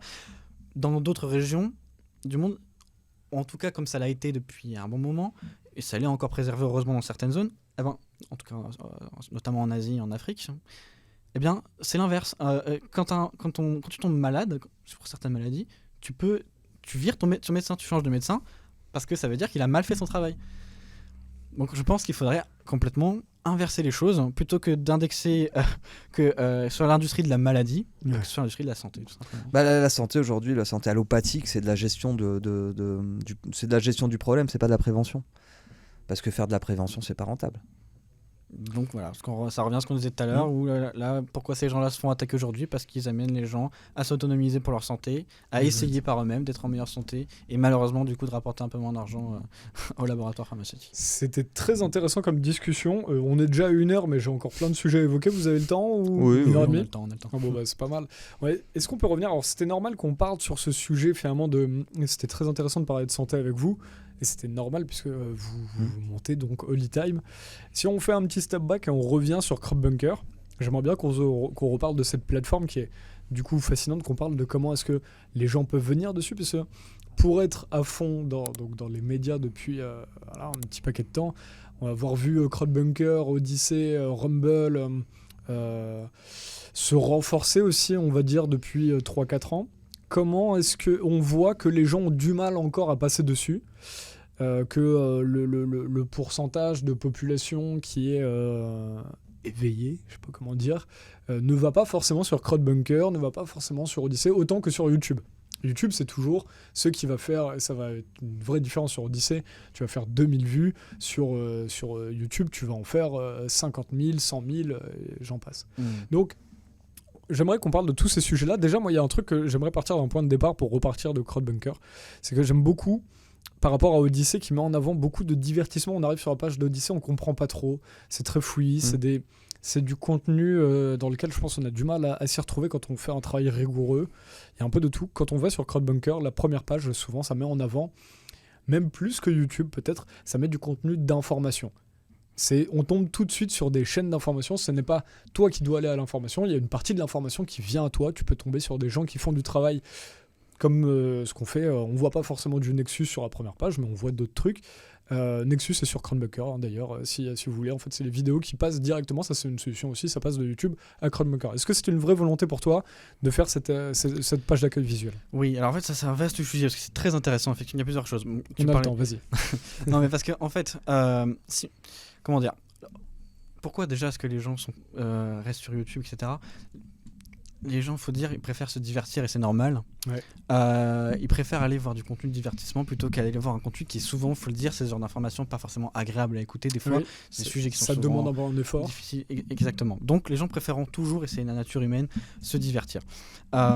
C'est aussi pour ça que Odyssée, eux, ils ont mis en avant beaucoup plus ces contenus-là. En fait, même d'ailleurs, l'idée n'est pas la même. La logique, l'objectif n'est pas la même entre Odyssée et CrowdBunker. Odyssée a vraiment pour vocation à être une alternative à part entière à YouTube, donc à tous les contenus qu'on peut trouver sur YouTube. Il y a des contenus de gaming, de jeux vidéo, tout ça sur Odyssey. CrowdBunker, le choix que j'ai fait, c'est pas ça. C'est pas essayer de. Finalement, c'est pas la simplicité par rapport à avoir le fait d'avoir un maximum de monde et avoir un maximum d'argent aussi, parce que c'est ça derrière. Mais c'était de faire vraiment une plateforme où justement, comme tu dis, que ce soit pas fou, etc., tu veux aller dessus pour t'informer, pour avoir des points de vue différents, pour aller voir des choses que tu as envie de voir tout simplement, que tu n'es pas allé fouiller. Parce qu'en final, c'était ça aussi le problème de base à l'origine. Vu qu'avec toute la censure qu'il y a, comment est-ce que les gens ont réagi, comment est-ce que les créateurs de contenu ont réagi, beaucoup par exemple ont créé leur propre site, leur propre site WordPress, leur propre blog où ils mettaient leurs vidéos dessus, mais du coup ça oblige les gens à aller jongler de site en site, ils le font pas. Ou alors certains sont allés sur Telegram, c'est très bien Telegram pour certains aspects, etc. Mais c'est une messagerie, c'est pas fait pour. Pareil, si tu veux rechercher une information, il faut que tu remontes tout le fil de la messagerie, etc. Oui. C'est pas fait pour. C'est pas fait pour c'est pas une plateforme d'information à la base, quoi. Exactement. Donc l'idée, c'était aussi justement de simplifier, parce que c'est tout le but. Si on parle face à la censure qui essaie de cacher l'information, nous, si aussi on refait quelque chose où c'est super dur d'y accéder, finalement, on est contre-productif. Donc, on a essayé de faire quelque chose où c'est assez simple justement de trouver ces informations. Qu'on a choisi, oui, de rester orienté sur les sujets d'information, sur les sujets alternatifs, on peut dire, de manière générale. Donc déjà, ça, c'est la première chose. Mais est-ce que tu pourrais accueillir des sujets mainstream, par exemple, après, tout est autorisé. C'est la liberté d'expression. Mais après, naturellement, les gens, aujourd'hui, ils savent que sur CrowdBunker, justement, s'ils veulent avoir plus de vues, ils vont plus mettre des... Enfin, je pense pas que la logique, de toute façon, soit de faire des vues sur CrowdBunker, parce qu'il n'y a pas de monétisation comme sur YouTube, il n'y a pas de publicité, donc déjà, on va pas avoir plus d'argent si on met plus de vues. Puis, de toute façon, CrowdBunker, c'est une plateforme qui est vraiment dédiée à ceux qui sont sujets à être censurés. Le but, c'est de les protéger, c'est cette information. Donc déjà, ça restreint un petit peu le type de contenu qui vont être sur la plateforme. C'est sûr que quelqu'un qui fait des vidéos sur des jeux vidéo, il n'a aucun intérêt à aller la mettre sur CrowdBunker. Il n'a absolument aucun intérêt, donc il ne va pas le faire. Donc c'est pour ça, naturellement, en fait, que déjà de base, ça va être ces contenus-là. Alors après, tu parlais de la page d'accueil. Donc c'est intéressant ça, parce que ça veut dire que CrowdBunker, c'est une plateforme qui est dédiée vraiment pour l'information en général. Voilà. Mais je pense qu'en général, ça peut être bien de toute manière de viser à accueillir tous les types d'informations, justement pour avoir cette pluralité. CrowdBunker pourrait devenir la référence de l'information en France. Tout à fait, mais après, encore une fois, quelqu'un qui fait du mainstream, il n'a pas d'intérêt à aller venir sur CrowdBunker, il ne verra pas, parce que de toute façon, il est pas, les gens, pour le voir sur YouTube, par exemple, ne prend pas du tout freiné pour voir ces informations, donc il se dit, qu'est-ce que je vais aller m'embêter à aller sur une plateforme de complotisme. Parce que, voilà, mais là, on en parle en 2024, la plateforme est créée depuis 2020. Ouais. Tu l'as créée à 24 ans, la plateforme c'est possible, ouais, c'est ça. Oh, ça ah oui, putain. Incroyable, petit prodige quoi. Mais on ne sait pas dans 10-15 ans comment va évoluer les journaux.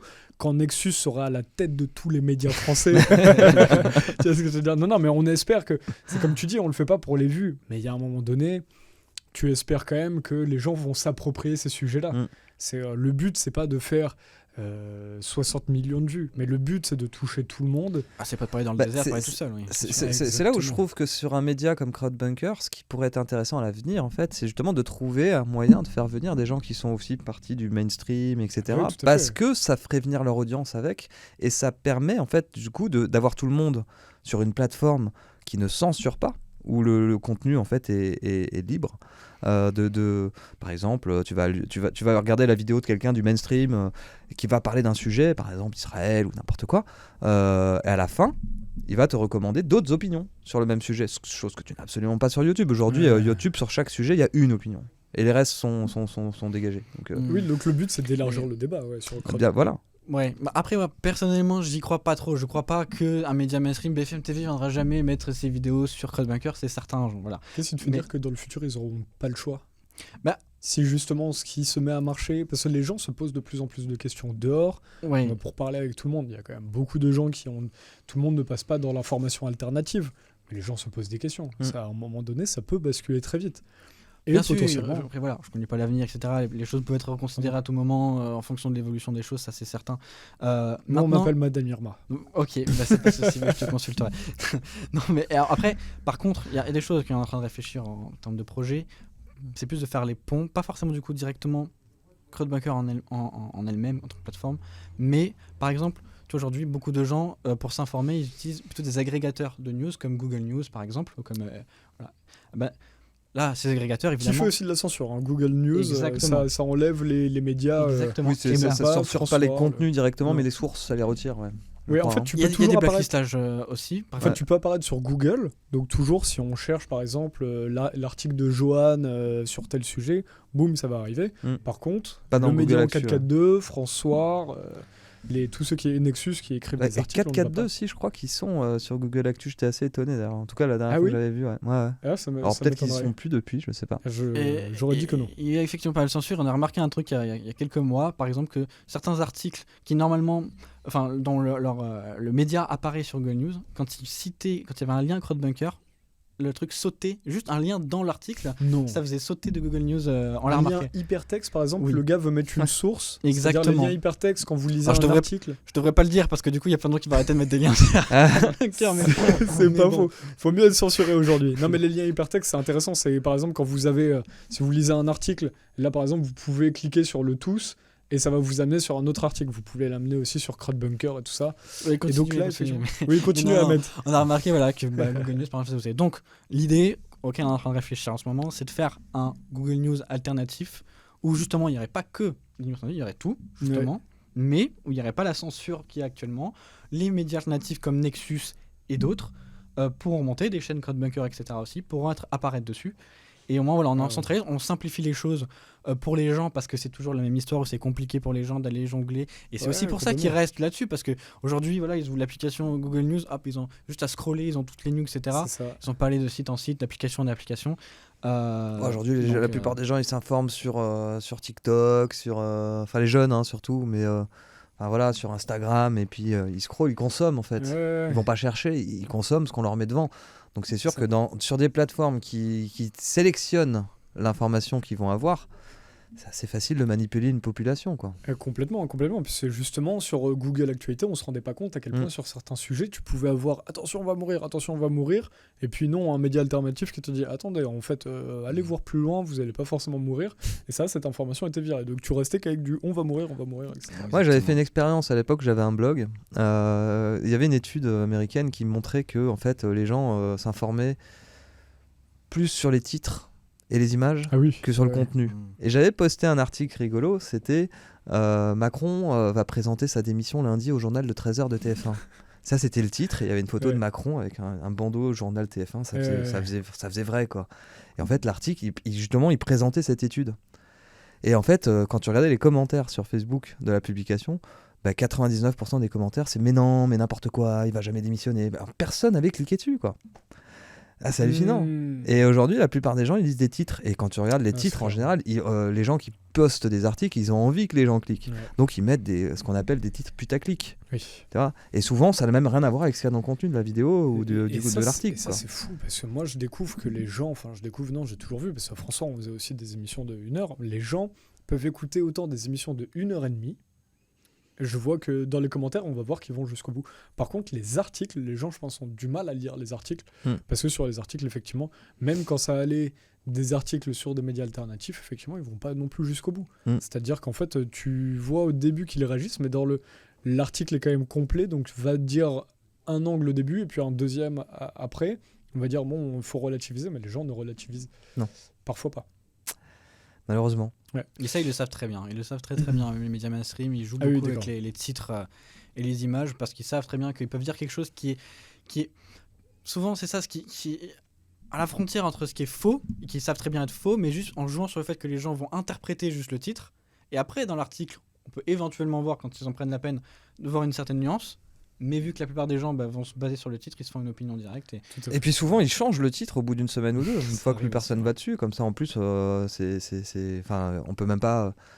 On peut en faisant quelques recherches, mais je veux dire, pour la plupart, pour le commun des mortels, ils vont pas pouvoir voir l'historique, en fait. Tu vois, faut faire des captures d'écran, parfois. Non, mais il y a des outils sur Internet qui permettent de voir un peu l'historique des changements des pages, des sites, des médias, etc. Mais bon, qui va voir ça, quoi?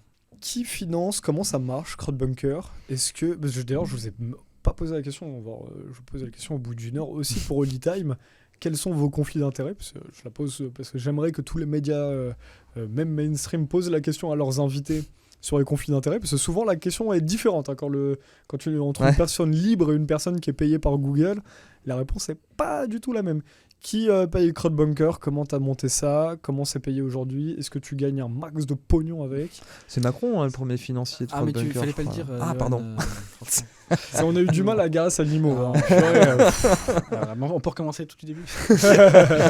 Non, voilà, c'est uniquement les utilisateurs eux-mêmes qui financent depuis le début, depuis 4 ans, la plateforme. C'est-à-dire que c'est participatif. C'est des dons, voilà, c'est des dons. Alors, pour les 3 premières années, c'était uniquement des dons sans contrepartie, donc des dons, la définition du don, quoi.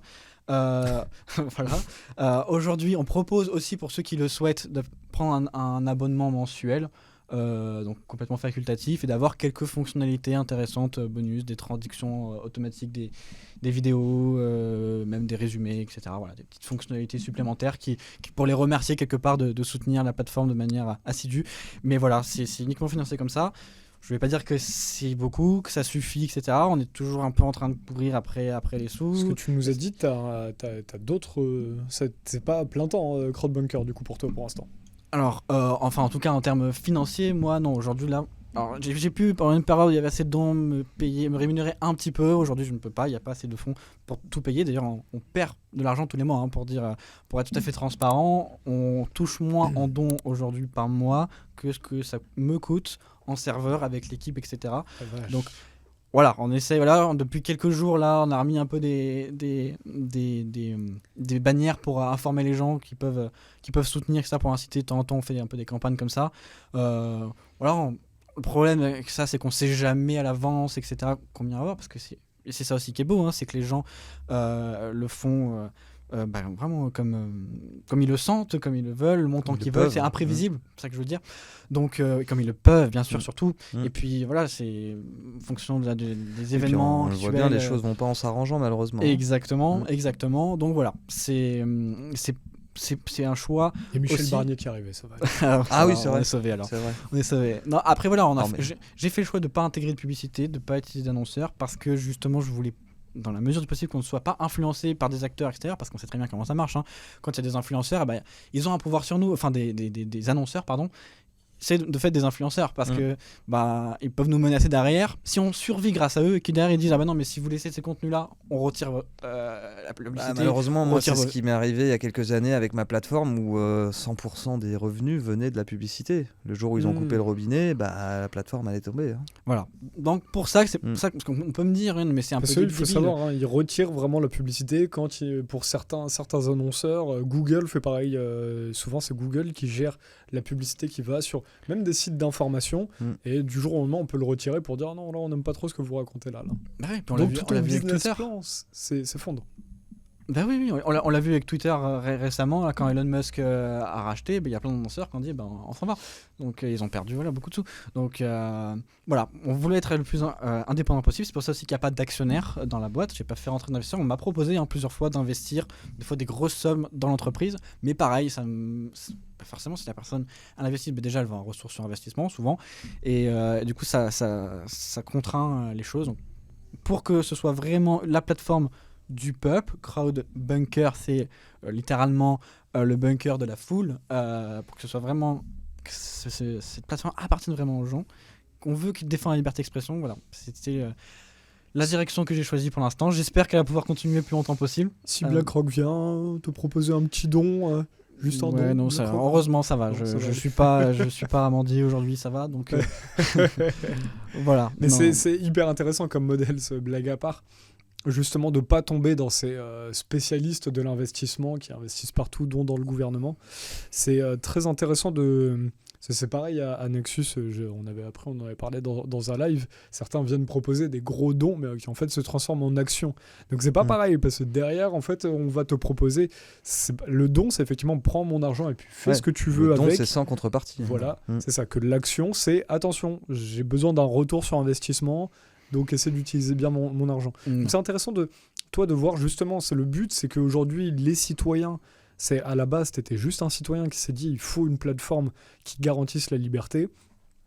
Crowd Bunker, justement, crowd ça veut dire la foule, donc il faut que ce soit financé par la population. On sait aujourd'hui que c'est dur pour étendre ce sujet-là, même pour les médias alternatifs, les gens doivent donner partout, c'est très compliqué. Acheter Nexus. mais c'est compliqué pour les gens ont de plus en plus besoin d'une contrepartie aujourd'hui. C'est ça. Avant, François, c'était full des dons, ça marche difficilement. Je le voyais. Parce que derrière, quand tu veux une équipe de... Le média mainstream, ils font rigoler derrière, parce qu'après ils disent il n'y a pas de journalistes dans telle boîte et telle boîte. On est 5 pecnos, oui, mais tu sais combien ça coûte de financer une équipe de 15 personnes, parce que derrière il faut les community managers. Quand tu vois que même eux, avec leurs moyens, ils ont même plus de quoi financer des journalistes pour aller vraiment enquêter sur le terrain. Aujourd'hui, ils ne font que copier-coller des dépêches AFP, la plupart des grands médias. Ça c'est fascinant, l'AFP, il y en a qui sont payés pour faire de la veille, par contre personne ne va faire d'enquête. C'est quand même, on est dans un monde fascinant, quoi. Ouais. Non, mais derrière, tu as le sujet de la précarisation de l'emploi, parce qu'en fait, ils préfèrent quelqu'un qui va faire de la veille, et le jour où tu lui proposes la veille en information, c'est vous regardez les sujets. C'est comme vous regardez le JT de 20h, c'est de la veille informationnelle. Donc tu es payé pour faire ça, et le jour où on vient te proposer un sujet, tu peux pas refuser, parce que c'est ton sujet du mois, quoi, du coup. Mais par contre, on paye pas les gens pour faire de l'enquête. Donc oui, ça c'est très intéressant. Et effectivement, c'est compliqué pour les gens aujourd'hui de se dire, je vais aller financer tout, quoi. Comment est-ce que tu as réfléchi là-dessus? Comment est-ce que tu les incites à ça? Parce qu'il faut que les gens comprennent à quel point c'est dur. Tu parlais tout à l'heure, une plateforme comme la tienne, tu payes aussi le stockage des vidéos que tu as dessus. Oui, mais après, c'est normal, les gens ne se rendent pas compte de ce que ça représente derrière. Mais là, il y a 300 000 vidéos et il y en a des milliers, des dizaines de milliers tous les mois supplémentaires là sur la plateforme. Donc il faut les stocker. Et en plus, justement, le principe d'une plateforme comme ça, c'est qu'une fois que la vidéo elle est postée, on la stocke à vie. Elle est visible à vie, c'est pas juste pendant la semaine où elle est postée. Donc ça ne peut que croître, s'augmenter. Donc ça fait des centaines de téraoctets à stocker et à rendre disponibles immédiatement. Mais après, il y a plein de serveurs pour diffuser les vidéos. Les gens ne se rendent pas compte aussi, mais il faut beaucoup de bandes passantes. On ne veut pas passer par des prestataires qui pourraient risquer de nous couper pendant des diffusions en direct, par exemple, etc. Donc on est obligé de tout administrer nous-mêmes. Donc ça représente toute une infrastructure qui représente un coût. Quand quelqu'un... On a aussi fait le choix de la qualité, quelque part. Quand quelqu'un poste une vidéo aujourd'hui sur CrowdBunker, elle est convertie automatiquement en plusieurs qualités différentes pour qu'en fonction de la bande passante des gens, ils puissent la regarder et que ça fasse pas que bugger, couper, s'arrêter toutes les 5 secondes parce qu'il faut que ça télécharge la vidéo. Et tout ça, ça nous demande beaucoup de ressources de calcul pour convertir les vidéos. Wow. 100% des vidéos qui sont postées sur la plateforme sont converties en 5 qualités, donc c'est aussi 5 fois la vidéo qui est stockée par vidéo. Donc je vous laisse imaginer, ça fait des millions de vidéos. Donc voilà, ça c'est un coup. Puis il y a une équipe aussi derrière. Voilà, il y a des gens, ne serait-ce que pour. Voilà, on propose gratuitement que les gens puissent. Là, on reçoit Mathieu, mais il y a plein d'autres personnes derrière. Par exemple, quand vous pouvez nous contacter pour demander de l'aide, il y a même quelqu'un qui vous répond derrière. Personne, elle n'est pas bénévole. C'est normal, il faut qu'elle puisse vivre aussi. Donc voilà, il y a du travail derrière. Donc c'est un coût et je comprends que les gens ne s'en rendent pas tous compte quand on n'est pas dans le métier parce que c'est très opaque finalement. Les gens ils voient juste une interface web et ils voient pas ce qu'il y a derrière, c'est tout à fait normal. Mais donc voilà, non, c'est très coûteux, très difficile à justement à faire comprendre ça aux gens. Mais quand même, voilà, je suis très très très content de la communauté qu'on a. Qui, justement là, ça en est la preuve. Ça fait 4 ans bientôt là en novembre que CodeBunker existe uniquement grâce à la solidarité des gens. C'est encore tout jeune. C'est encore tout jeune et malgré tout, voilà. Plein de projets n'ont pas pu à tenir jusque-là pour des raisons financières, surtout quand on arrive avec des coûts comme ça. Moi, j'ai la chance d'avoir une communauté de gens qui ont vraiment envie que ce projet continue parce que tout simplement, ils en voient l'intérêt pour eux-mêmes déjà. Ils en voient le besoin. En fait, ils ne se financent pas pour moi, c'est pas pour moi, c'est pour eux-mêmes, pour qu'ils puissent continuer à s'informer. C'est bien la preuve aussi que ce projet leur est utile, sinon ils ne les financeraient pas. Et c'est pour ça en fait que YouTube a supprimé mes vidéos. Je viens de comprendre, ils n'avaient pas la place pour stocker sur YouTube. Oui, mais voilà, d'accord. J'avais compris. C'est vrai que moi j'avais posté trop de vidéos sur ma chaîne aussi, c'était pour ça. Ouais. Toutes les chaînes de Silvano Trota, c'est pour ça. Ils n'avaient pas de place sur YouTube. C'est extrêmement intéressant en tout cas ce que tu racontes. Comme si on allait sur un, on a parlé de CodeBunker là. Toi, au début de ce projet. Justement, j'aimerais savoir, parce qu'il y a beaucoup de gens aujourd'hui qui on voit beaucoup justement dans les gens qui prennent conscience de la société, des problèmes auxquels on fait face, qui sont un peu dans une forme parfois de dépression, de se dire mais comment on va faire, les gens ne réalisent pas assez, comment on va pouvoir s'opposer. Le meilleur moyen, moi je pense, c'est justement de rester actif. Moi, en tant que journaliste, j'ai eu la chance justement de pouvoir basculer derrière. J'étais sorti du journalisme, moi j'en suis revenu aussi au moment de la crise sanitaire. Et au moment où j'ai vu François et tout ça, pouvoir venir, et puis quand on pouvait faire vraiment du travail, et je pense que d'être dans l'action, c'est utile. Comment toi, t'en es venu justement à passer ce cap ? T'aurais pu te dire, ce serait une belle idée de faire un truc comme CodeBunker, de faire un truc comme YouTube comme ça. Qu'est-ce qui a fait que Mathieu, il s'est déter un lundi matin et il a fait ça avec son café à côté là. Non, mais la nécessité, il y a plusieurs quand même, il y a un concours de circonstances aussi. Il y a le fait que j'ai la chance d'avoir d'autres entreprises à côté qui me permettaient de vivre. Parce qu'après, la barrière, c'est souvent le temps aussi. Il faut avoir du temps pour se consacrer à un projet. Exact. Voilà, le temps et l'argent. Donc j'ai la chance d'avoir. Ou alors d'être salarié, mais par quelqu'un qui a un projet à la base, quoi. Puis on n'est pas tous rentiers, donc. Plus long, etc. Quoi ? Je dis, on n'est pas tous rentiers, donc du coup, voilà, il faut bien payer le loyer, il faut bien. Donc, c'est vrai que c'est des projets, se lancer là-dedans, c'est pas simple, je veux dire, moi si j'avais voulu gagner de l'argent, je pense que Mathieu pareil, on a les compétences, on aurait pu aller travailler à la bourse, faire trader ou quoi, je pense qu'on serait millionnaire. Non, c'est clair. Et voilà. C'est tellement lourd économiquement pour les gens qui croient qu'on gagne de l'argent là-dessus. Vraiment, quand t'as 2-3 neurones, tu peux te faire de la thune sur d'autres trucs. Non, c'est clair. Non, c'est sûr. Mais c'est comme ça qu'on nous présente, quand tu regardes les médias, quand tu écoutes les discours politiques, on est des gens qui se font de l'argent sur le dos des... C'est pour ça que je dis ça. Mais si ça avait la réalité, c'est tout l'inverse. Je vous rassure, j'habite pas dans un 30 mètres carrés. J'aimerais bien juste 30 mètres. Donnez-moi 30 mètres carrés, j'en peux plus. Voilà. Donc moi j'avais la chance de pouvoir quand même dégager du temps. Enfin, même si en réalité j'étais sur. T'avais déjà plein d'entreprise avant. Pas plein, mais j'en avais d'autres. Une quinzaine quoi. C'est plutôt une vingtaine. Non. Donc voilà, je pouvais avoir. Alors j'étais en train à ce moment-là de fonder une autre start-up. Ça faisait 2 ans que je travaillais dessus. Mais voilà, comme je te disais tout à l'heure, avec le cours des circonstances. Les choses qui se passaient, je me disais, moi ça me révoltait en fait au final. Genre, c'est pas possible de laisser ça, que tous ces contenus-là soient supprimés. Puis on voit l'impact, même sur nos proches, on l'a tous vu, de cette désinformation qui est véhiculée par les médias mainstream. Soit on continue de se dire, soit on reste que ça passif, on se dit, on espère que quelqu'un d'autre fasse quelque chose. Voilà. Il y en a beaucoup qui attendent le retour pas d'un messie, mais d'une personne.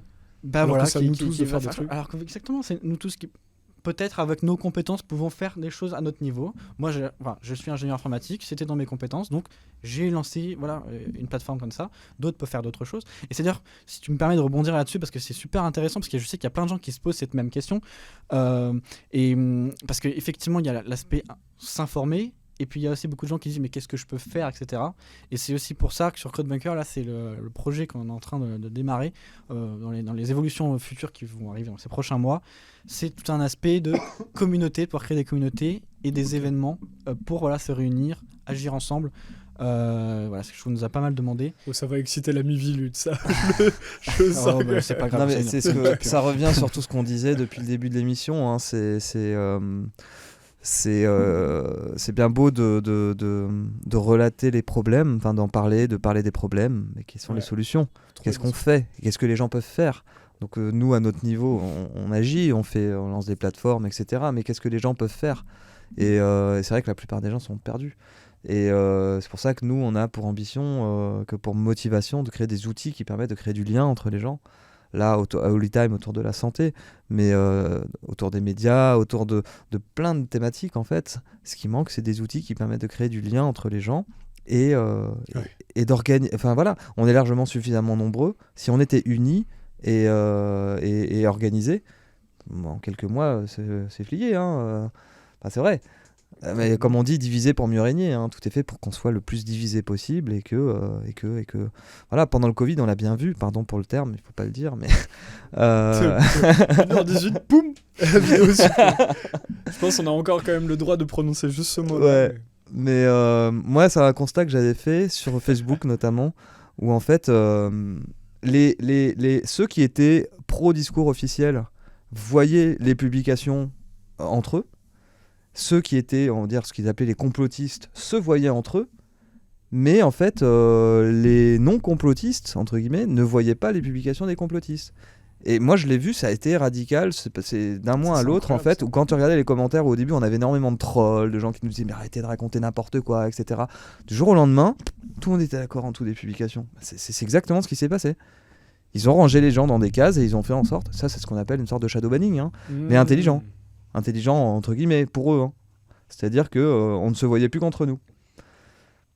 Et ça, c'est le gros problème aujourd'hui. Et puis, c'est effectivement, le lien social est tellement désastreux. Et si on remettait juste des moyens où les gens puissent se parler ensemble, et justement si on dit pas complotistes, je sais pas comment on dit là, mais des rebelles ou des croyants, voilà, je vais les appeler les croyants, parce que je crois dans le système et tout ça. Si on remet des croyants et des rebelles à se discuter ensemble, ce serait, les choses pourraient avancer très vite. Il faut qu'il y ait du débat. Il y a tellement d'informations grâce aussi aux plateformes que va créer, puis aux chaînes qu'on fait. Voilà, il y a assez d'informations pour avancer en tant que société. Quoi. Puis il faut surtout remettre le débat au cœur de la société. Aujourd'hui, il n'y a plus aucun débat dans rien. Il n'y a plus aucun débat dans rien. La dernière fois, on m'a dit, il y a quelqu'un qui me disait la France, on est champion de débat, on fait que débattre. Et je disais, mais avec quoi tu débattes ? En fait, je comprenais qu'il disait, mais les débats avec nos cercles, avec nos familles, avec nos proches. Mais il n'y a pas de débat avec des gens extérieurs. Justement, quand là, les gens ont essayé de débattre, on en revient à la censure. Quoi. Mais déjà, pendant la crise sanitaire, c'est un excellent exemple. Hein. Où est-ce qu'ils ont été les débats ? Où est-ce que tu as vu vraiment sur des plateaux télé des débats entre des médecins qui prônaient une version et d'autres qui prônaient l'autre ? Il n'y a pas de débat, on a eu des médecins de plateau qui venaient tous nous dire la même chose tous les jours. Bah, s'ils étaient si sûrs qu'ils avaient la vérité, ils n'auraient aucune inquiétude à organiser le débat. Ça aurait montré. Exactement. Quand tu fais un travail honnête, tu peux être transparent, il n'y a aucun souci. Hein. C'est justement, tu essayes de cacher quand c'est louche. Mais c'est ça qui est évident. Mais bon. C'était vraiment passionnant. Je pense qu'il faut qu'on arrête cette émission au bout d'un moment. Mais vraiment, j'ai adoré parler. Je pense qu'on pourrait, Crowdbunker, on a encore beaucoup de choses à dire.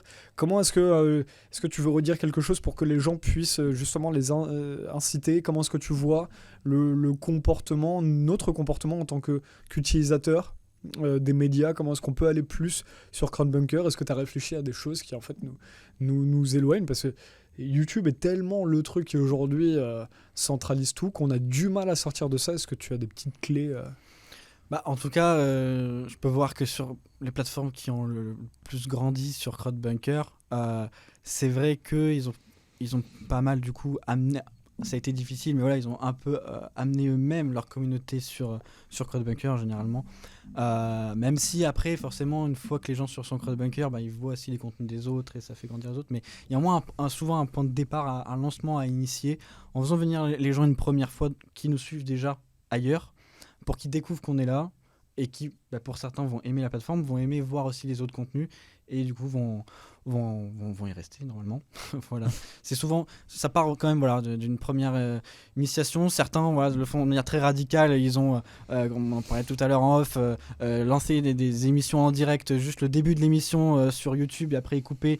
Et ils ont dit pour continuer, il faut aller sur Crowdbunker pour pouvoir parler de certains sujets qui, comme tu sais Ça très faut se bien, méfier hein, sur YouTube parce qu'ils aiment pas trop et il y a pas mal de censure qui est faite sur les chaînes qui incitent les gens à partir de YouTube. Bah voilà, en tout Ouais, cas, mais ça bon. a marché très bien pour certains. Ça marche très bien. Après, voilà, leur objectif n'était pas de croître encore pour eux, en tout cas sur YouTube particulièrement, mais justement d'amener leur communauté là. Donc ça, c'est un peu radical, mais ça marche si on veut amener sa communauté là. Voilà, d'autres le font de manière un peu plus soft. Simplement, au début des émissions, à la fin, ils répètent à chaque fois tous leurs canaux. Il n'y a pas que Crowdbunker, etc. Seulement, les gens qui sont habitués à aller sur telle ou telle plateforme le savent et s'abonnent. C'est gratuit, vous pouvez vous abonner facilement à tout type de chaîne ou utiliser Crowdbunker, en tout cas c'est gratuit, donc ça c'est pour les gens qui veulent soutenir mais qui n'ont pas trop les moyens, c'est aussi un bon moyen de pouvoir soutenir des activités alternatives, quoi, on va dire. Qui finance Holytime avant qu'on finisse? Comment est-ce que c'est le même schéma que pour Crowd? Non, c'est différent. Ouais, Holytime, en fait, on a fait une campagne de financement l'an dernier, donc qui a très très très bien marché. Hein. On a eu plusieurs centaines de praticiens qui se sont préinscrits en fait. Il y avait du don, mais il y avait aussi de la préinscription, c'est-à-dire qu'ils pouvaient souscrire des mois d'abonnement d'Holytime avant le lancement, quoi. Et il peut y avoir aussi des médecins, vous prenez tout type de médecins, il y en a aussi. Il y a des médecins qui sont généralistes sur Doctolib qui peuvent venir chez c'est vous. ça, c'est ouvert à tous. Après, Holytime, ça a quand même une portée holistique, hein, comme son nom l'indique. Donc c'est sûr qu'un médecin généraliste qui n'est là que pour prescrire des produits chimiques à leurs patients, il peut venir, hein, mais je suis pas sûr qu'il soit vraiment mis en avant. Mais voilà, en tout cas, la campagne a très très bien fonctionné l'an dernier. On a levé près de 100 000 € en 2 mois, ce qui nous a permis, on a travaillé plus d'1 an pour le lancement d'Holytime, ce qui nous a permis de financer pas que le développement technique, hein, parce qu'il y a eu aussi un gros travail pour créer la société, pour mettre 100 000, c'est rien pour un projet comme celui d'Holytime. Ah bah oui, des startups il y a des startups qui sont financées à hauteur de plusieurs millions d'euros. Mais ça nous a permis en tout cas de lancer une première version d'Holytime qui tourne, qui est en ligne depuis 2 mois maintenant. Et surtout où on a quand même beaucoup réfléchi à tous les aspects juridiques, hein, parce que c'est un domaine dans lequel on sait qu'on va être attaqué, on va être embêté, surtout en France. Donc la société n'est pas en France. On a travaillé avec le cabinet d'avocats de Fabrice Divisio, qui est notre avocat, qui est l'avocat d'Holytime. Et d'ailleurs, on n'en a pas parlé, mais tous les praticiens qui s'inscrivent sur Holytime, ils ont un accompagnement juridique offert avec leur abonnement, c'est-à-dire qu'ils peuvent poser leurs questions d'ordre juridique. Il y a des vidéos ou avec des conseils. Vous voyez, par exemple, aujourd'hui, si tu n'es pas un médecin conventionné, tu n'as pas le droit de parler de diagnostic. Donc un praticien dans la santé naturelle qui va commencer à parler de diagnostic sur son profil, c'est un coup à qu'il peut être embêté par la loi, quoi. Donc voilà, il y a des vidéos qui permettent vraiment de donner tous les bons conseils aux praticiens pour ne pas faire d'erreur et pour faire les choses bien, pour ne pas être attaquable, pour pouvoir travailler sereinement. Et tout ça, c'est offert avec leur abonnement Holytime. Donc ça, c'est une première, hein. J'ai jamais vu aucune plateforme qui proposait ça. Et du coup, c'est le cabinet Baroque de Fabrice Divisio, qui est un cabinet qui est spécialisé dans le domaine de la santé. Donc voilà. Extrêmement intéressant cette émission. J'ai adoré parler de tous ces sujets-là, puisque c'est primordial de réfléchir à, justement, autant que ce soit pour une plateforme médiatique que pour comment est-ce qu'on peut dire ça, pour un endroit où trouver des médecins de confiance aussi. C'est extrêmement intéressant de réfléchir à ces moyens, à finalement ces petites idées qui vont faire partie du monde de demain, on l'espère, pour que les citoyens puissent reprendre du pouvoir. Et je pense que chez vous, chacun a du talent pour faire. Des fois, les gens disent, je sais pas qu'est-ce qu'on peut faire. Nous, à Nexus, on fait que. On a trop parlé de François tout à l'heure. À Nexus, on fait que du. On fait que de l'information, c'est un pan. Mais derrière, il faut pousser les gens justement à pouvoir être acteurs. N'hésitez pas à aller, en tout cas, acheter notre magazine. Pour nous aussi, ça nous aide beaucoup. Et abonnez-vous si vous avez un compte Google. Alors, il faut avoir un compte Google pour s'abonner sur YouTube. Mais ça nous aide bien parce que vous êtes 74% d'entre vous qui regardez nos vidéos tout le temps n'êtes pas abonnés. Alors, on sait que avoir un compte Google, c'est compliqué. Surtout nous, c'est un petit peu l'ambivalence qu'on dit. Mais en tout cas, vous pouvez suivre sur Crowdbunker aussi, la chaîne de Nexus. Donc, n'hésitez pas à aller sur l'une ou sur l'autre. Merci encore, les gars, d'être venus. C'était vraiment très intéressant. Et peut-être à une prochaine. Avec grand plaisir, merci. Mais merci beaucoup de nous avoir invités. Franchement, c'est passionnant. On a pu aborder tous ces sujets-là. J'ai adoré. Nous aussi.